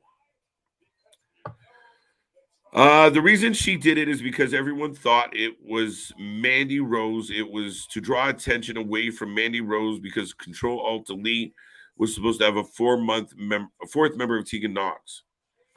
I don't get the correlation though, JV. I really don't. I don't quite understand that. Do you see what I mean? Like, I don't know why one would like to take the attention off. Well, no, not really. I don't think so. Not at that time. I thought it was Triple H's big, like, look, I'm in charge. I brought back 3 NXT alum, essentially. This is going to be different. Like, I thought that was his first stamp on him taking over. And it just never really amounted to much. Here comes Sami. And for all the fans out there who said, Sami's only getting a pop in Canada. Listen. Sounds like a U.S. chant to me. They're loving Sami. How do people believe that BLT is a good sandwich? It's fucking delicious. Mostly because of the B. Come on, Dave. Give me bacon or give me death. Let's go. Still time, I guess, a bit to drop the titles before Mania. Damage control could cost them the titles. Yeah, I see that, Mark, but I don't know. Because there two other tag teams that I really hope they fight at Mania. I don't know that there is. I'm pretty sure Ronda is legit hurt. That's the rumor. That's the story. And right now, Jimmy going at Sami. Get your predictions in, folks. Who's taking the W tonight? Nick Gage versus MJF? Not a fucking chance. Nada. Zero. No chance in hell. But it'd be fun to watch. Ronda has an injury right now. There you go. So problem solved. You don't have to worry about that booking. And maybe depending on when they found out about the extent of Ronda's injury, maybe that's the conversation they had with Trish. Like, no, I think we're going to do this tag team thing. Oh, never mind. It's possible. It's possible. Take my money. Why are we taking your money, Larry? Oh, no, C Money. Why are we taking C Money's money? Oh, that. It'd be interesting. Wrong. Got that one. Tegan Knox was supposed to keep interfering as a hooded figure, but since the whole Mandy Rose thing happened, things were scrapped fast. I guess. But it was Xia Li that ended up being in the hood. And then they scrapped that. And if you were your theory of taking the focus off the Mandy story, well, then they would have trying to do something like that. Money rights. After this show, there's still 7 shows left before Mania. Lots can happen before Mania when it comes. Yeah, like Omos and Brock no longer being an actual thing. But apparently I'm crazy. I want MJF versus Tanahashi at Forbidden Door 2. Not bad. See, there you go. There's a more likely one. There you go. Thank you very much for 1.43K subscribers just after celebrating a year as a channel. That's very kind words from my boy, Nick. And yes, all of us here at the Wrestling for Life Network are thrilled and we are humbled and we appreciate all of you. I am in a commercial break. We are heading towards the main event. If you haven't made a prediction, get it in. If you're feeling lazy, give me S for Sami, J for Jimmy. And do not go anywhere. At the end, I want your rating out of 10. I want to know what the fans think about the shows. I mean, a lot of people thought 8, 9, even 10 last night with Revolution. We'll see how people feel about Raw tonight. But, folks, we are back all week long, and we cover more wrestling at just a crazy level. We are live constantly, and we will not stop. We got more coming your way. We got more surprises. We might have more things up our sleeves that you didn't even expect. So do not go anywhere, and make sure anywhere you see people talking about wrestling, let them know about the alternative commentary to all the wrestling folks. WrestleMania feeling like Jurassic Park with all the old timers. Well, we got Cena. Who else? Trish, Lita. Yeah. It is an interesting fact, Willard, and you're not completely wrong. I don't know if I'd go that far yet, but it goes to show. I mean, fuck, we want to draw more eyes. We want people to really pay attention. Get us The Rock, get us Cena, get this person, get that person. Where's Trish? Where's Lita? It's a bad show. I mean, it's kind of a little bit of, I mean, it's on you. You're responsible to build stars. It is your job to make the credibility and the quality of the wrestlers in your business to a point where they're over with the crowd that they'll sell tickets without bringing back all the old timers. But take what you get. Sami Zayn for the win as he kicks Jimmy in the face. Sami for the win. Owens takes out Solo. Okay. Who did I say? Did I say? What is Raquel doing at WrestleMania? Nothing. Nothing, Steve. Nothing. Sami for the win. All right. Ron is a huge idol for the young women demographic. Huge draw. Is that true? Oh! 2 count, 2 count. But she sucks. Mark, that I mean, sure. I don't even know if that's still true anymore. Huge draw. I'd say she's a bigger draw than most. It's far away, but I'm booking it. You heard it from me. MJF versus Bay at All Out. I like it, Rocco. I like it. I think Bay could be on deck for a title match for sure. Sami dumped to the floor.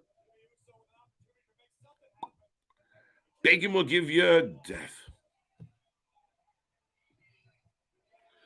Bacon is extremely overrated. Dave, we can't be friends if you say things like that. Solo getting the chuck. I got Jimmy because Kevin Owens got it earlier. I think that's what I said. It's hard to remember everything. Blue Thunder Bomb!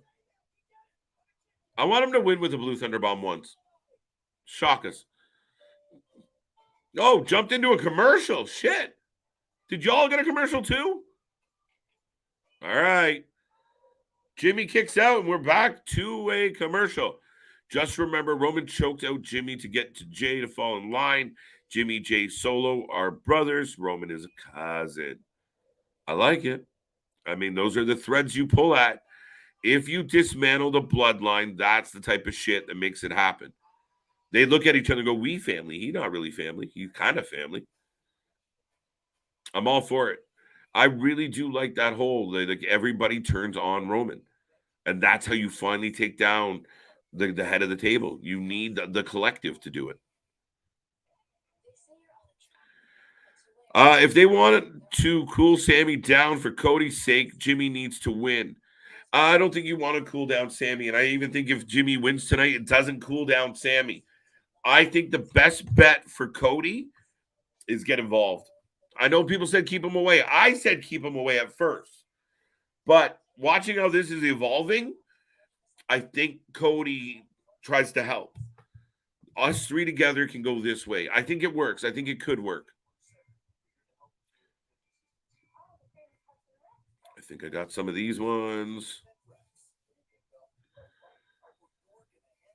KJ, has MJF really bled in a match yet? Really bled. I mean, he's got some color a little bit, Larry. And last night he gushed. I mean, he bled pretty heavy last night. It's actually a sandwich with bacon added. The tomato is the star. Thin, crisp, ripe, juicy. What are we talking about? Breakfast Master Frodo? Nice crispy bacon. KJ, do you think the AOP shows up tomorrow at Roadblock? Oh, shit. Where would you put them, though? Like, they take out the Creeds? Would they take out everybody? Listen, me and Nick fight about the AOP all the time. I'm all for them coming back. I don't know how they dropped the ball on AOP the first time. But, fuck. I'd almost rather them come to the main roster. I think you need more quality tag teams. I can hear Nick right now. Quality. I think you need more established tag teams. I think they could do well. Yeah, they'd be great in NXT, but shit.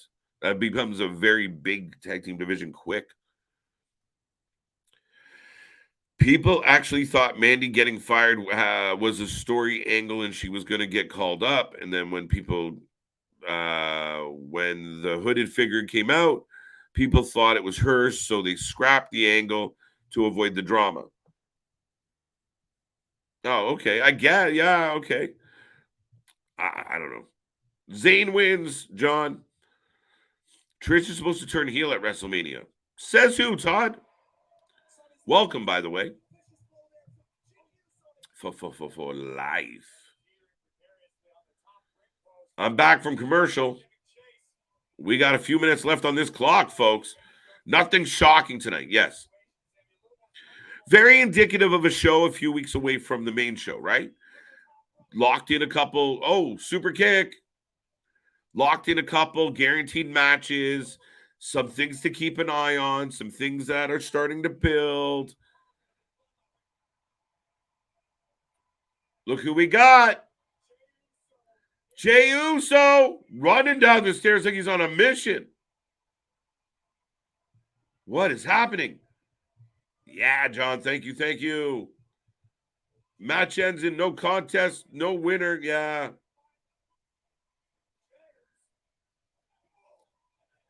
What is happening?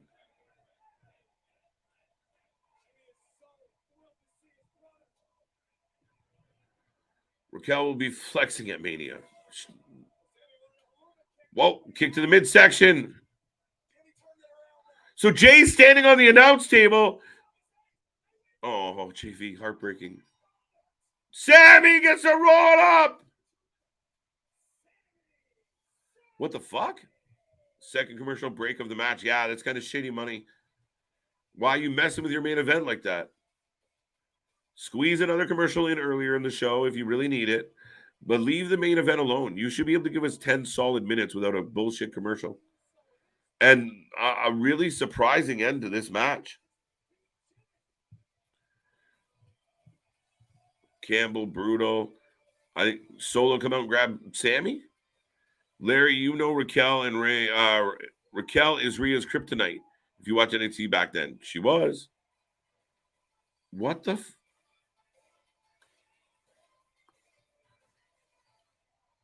Uh-oh. Roman might say I need a new family to be winners and turn on him. Okay. Okay, maybe. Jay and Jimmy are in the ring, folks. It's not that Cena Nation anymore. It's that bald nation now. Both men with tears in their eyes. Potatoes, boil them, mash them. Mash them in a stew. Okay, I feel like that's a song.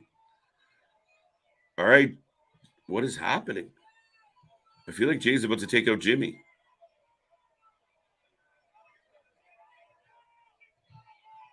Why would they cool down Sami when he will be headlining night one? Fair enough. I think the women are going to headline night one. All right, Jimmy touching his heart. Kevin Owens. NXT has always been a good tag team. Yeah, true story. I don't know what's happening here. Jay is just touching Jimmy's heart. He's crying. Jimmy is emotional too. Plethora of potatoes song. Look it up. All right. Welcome back, Jack. There's Jay. Sami's still standing at ringside. And now we get a stare down between Jimmy. What? What is happening, folks? Help me here. Jay probably won't want them to fight. I'm facing Cruz del Toro in a street photo. Good luck. Get us footage. Let us see it.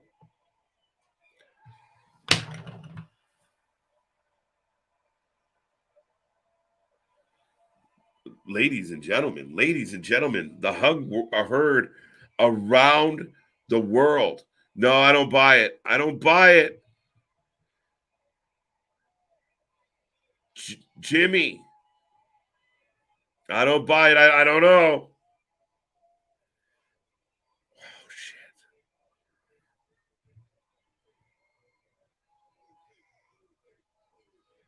Jay throwing a finger up. What is happening? I'm waiting for Sami to get kicked in the face.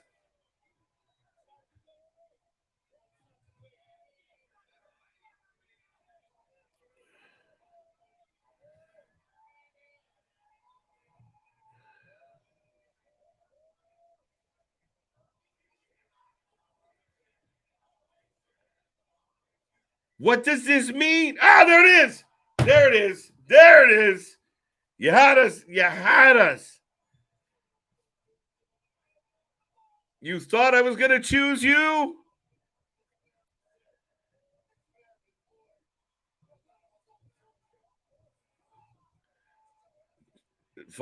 Dude, they had me. They had me. Jimmy and Jay, here we go. And you know who's coming? Oh, Solo here too. Yeah. Dun-dun-dun-dun-dun. Cody Rhodes! What the fuck? Told you.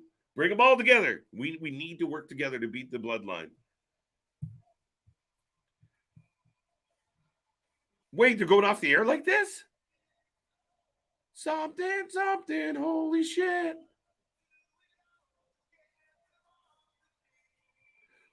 Whoa. Cody Rhodes comes to save Sami Zayn. It's over. And Jay has made a choice. We all knew it was coming, but they had me, folks. Be honest. Be honest right now. Usos, full circle. Amen. They had me. And be honest out there, they had to have you too. They had me. I thought it was done. Okay. Jay, they're actually going to do this. What a shock. What a shock. Woo. 100 out of 10 for the whole final segment. Just wow. That was fucking intense. Intense. Cody, Sami, KO versus the Usos and Solo main event of the Go Home SmackDown. It is something we might see coming up around at some point. OMG. Guys, that was, listen, the pop.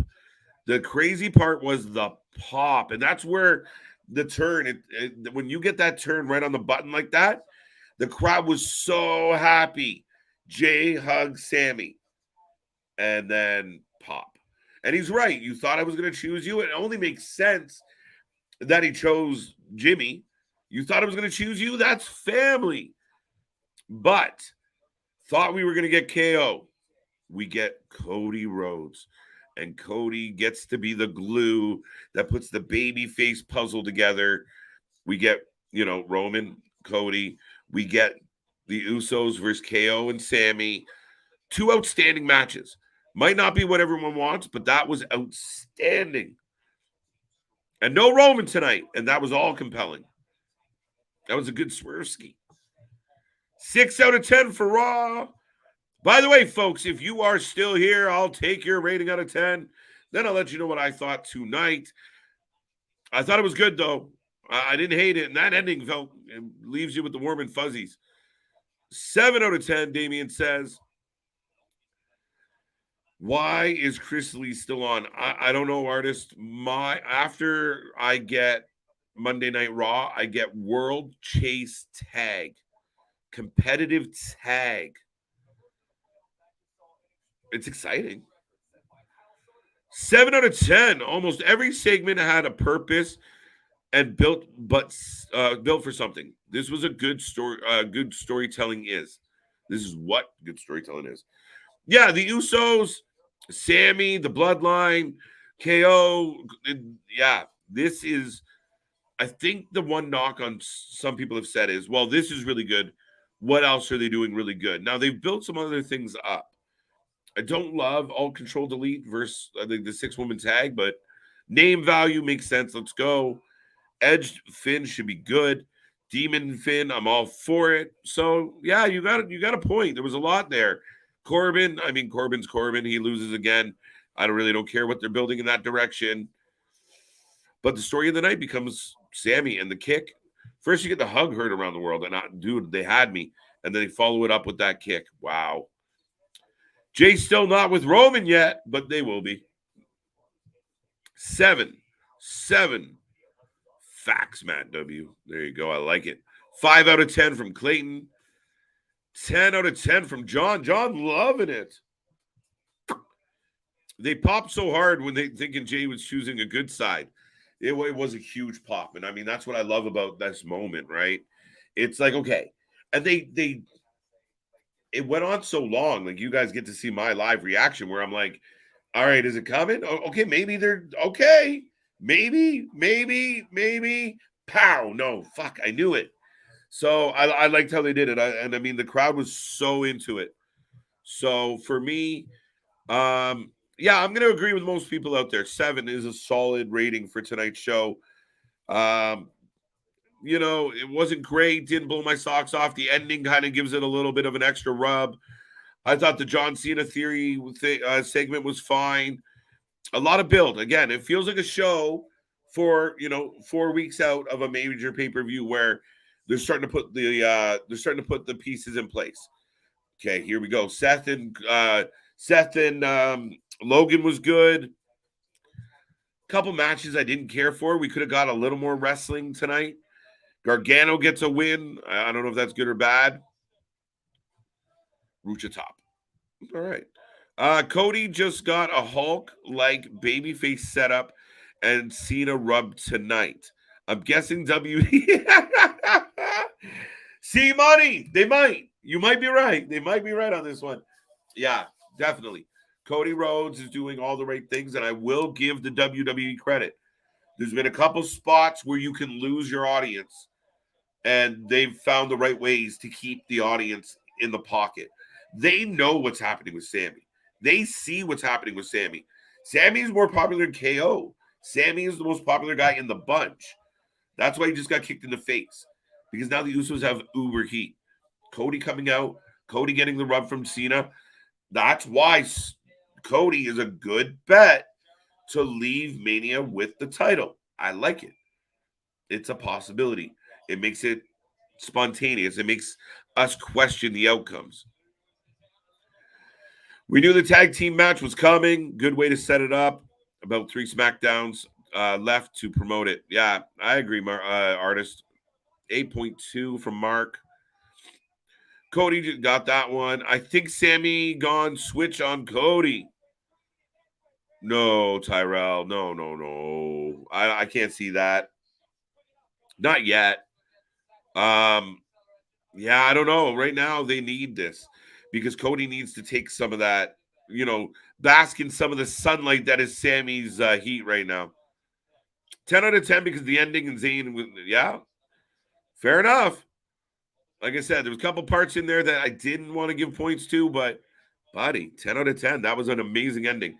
And I will admit, they had me. That hug, the crowd pop, and everybody was excited. We thought, all right, Jay made the right choice. And then there was. So, and again, I did not expect Cody to be the savior. I did not expect Cody to be the one that came out to save Sami. So, KO stays true to story. He still doesn't give a shit about Sami. Perfect. Cody now plays the babyface hero, saving everybody's favorite guy. Perfect. Now Cody turns to KO and says, let's bring this together. Perfect. It works. It's well done. And you guys, and I think they're doing a good job avoiding some of the trickiness to the situation. I didn't watch Raw tonight, so I can't give you a rating. Fair enough. I mean, Bailey was on it, so we'll just give it a 10 and call it even.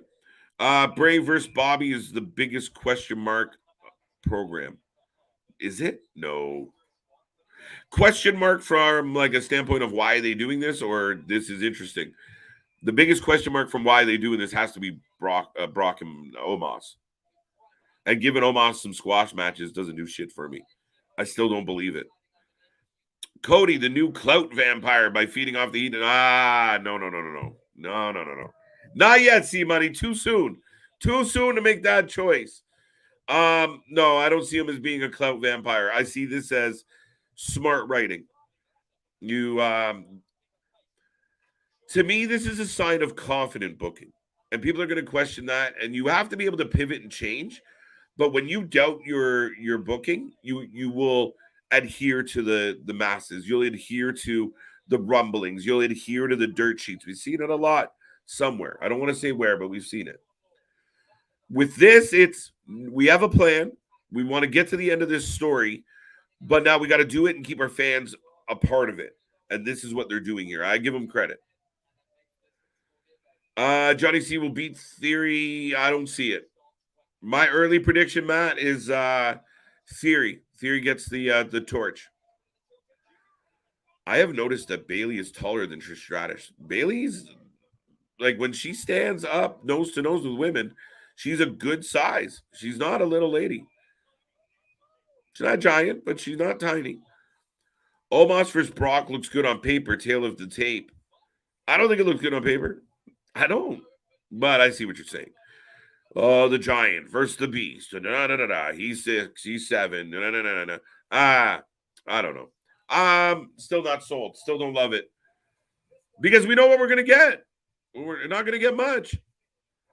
Bray versus Bobby is just for having fun. I see nothing to gain. I guess the last thing I'll say out loud is I wonder if that's going to be a cinematic match or a match. I hate that I had to call it a match.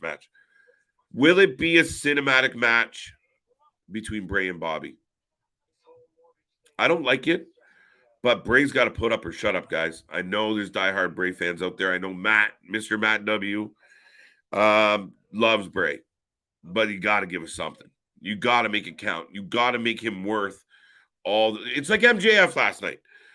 And then I'll say goodbye. The last thing I'm going to say, I promise. C money. There you go. Damien agrees. MJF, where people question, could he go for an hour? Could he perform at that level? And he showed up and showed out. Today, I think a lot of people have put those questions to bed. He was outstanding last night. He lived up to the moment. Bray needs more of those. All right, we like Bray. Bray's cool. He's crazy. We like his storylines. We like his we like the way his mind works. We like his creativity. But you got to wrestle. You got to make it count for the wrestling. You got to build towards wrestling matches. So it becomes his challenge. Can he do it? Can he give us something good? Larry says 8 out of 10. We'll take it. So not bad. People generally in the higher mid. So not bad. But with all that being said, folks, we are the Wrestling for Life Network. I am KJ White. That was Big Nick. We will be back tomorrow. NXT Roadblock, a special show on a Tuesday. Stacked card. Do not miss it. Wednesday, Dynamite. Thursday, Ring of Honor and Impact. Friday, the doubleheader. And we do not stop, folks. It's always a pleasure to bring you all these shows. We do not want to stop. We do not want to go anywhere. We appreciate your support. We appreciate your love. We appreciate your opinion. Keep coming back. Tell everybody you know we are the alternative commentary to all the wrestling. Once again, thank you. Happy Monday. Let's go Tuesday. We'll see you tomorrow, folks. See you on the flip side. Bye.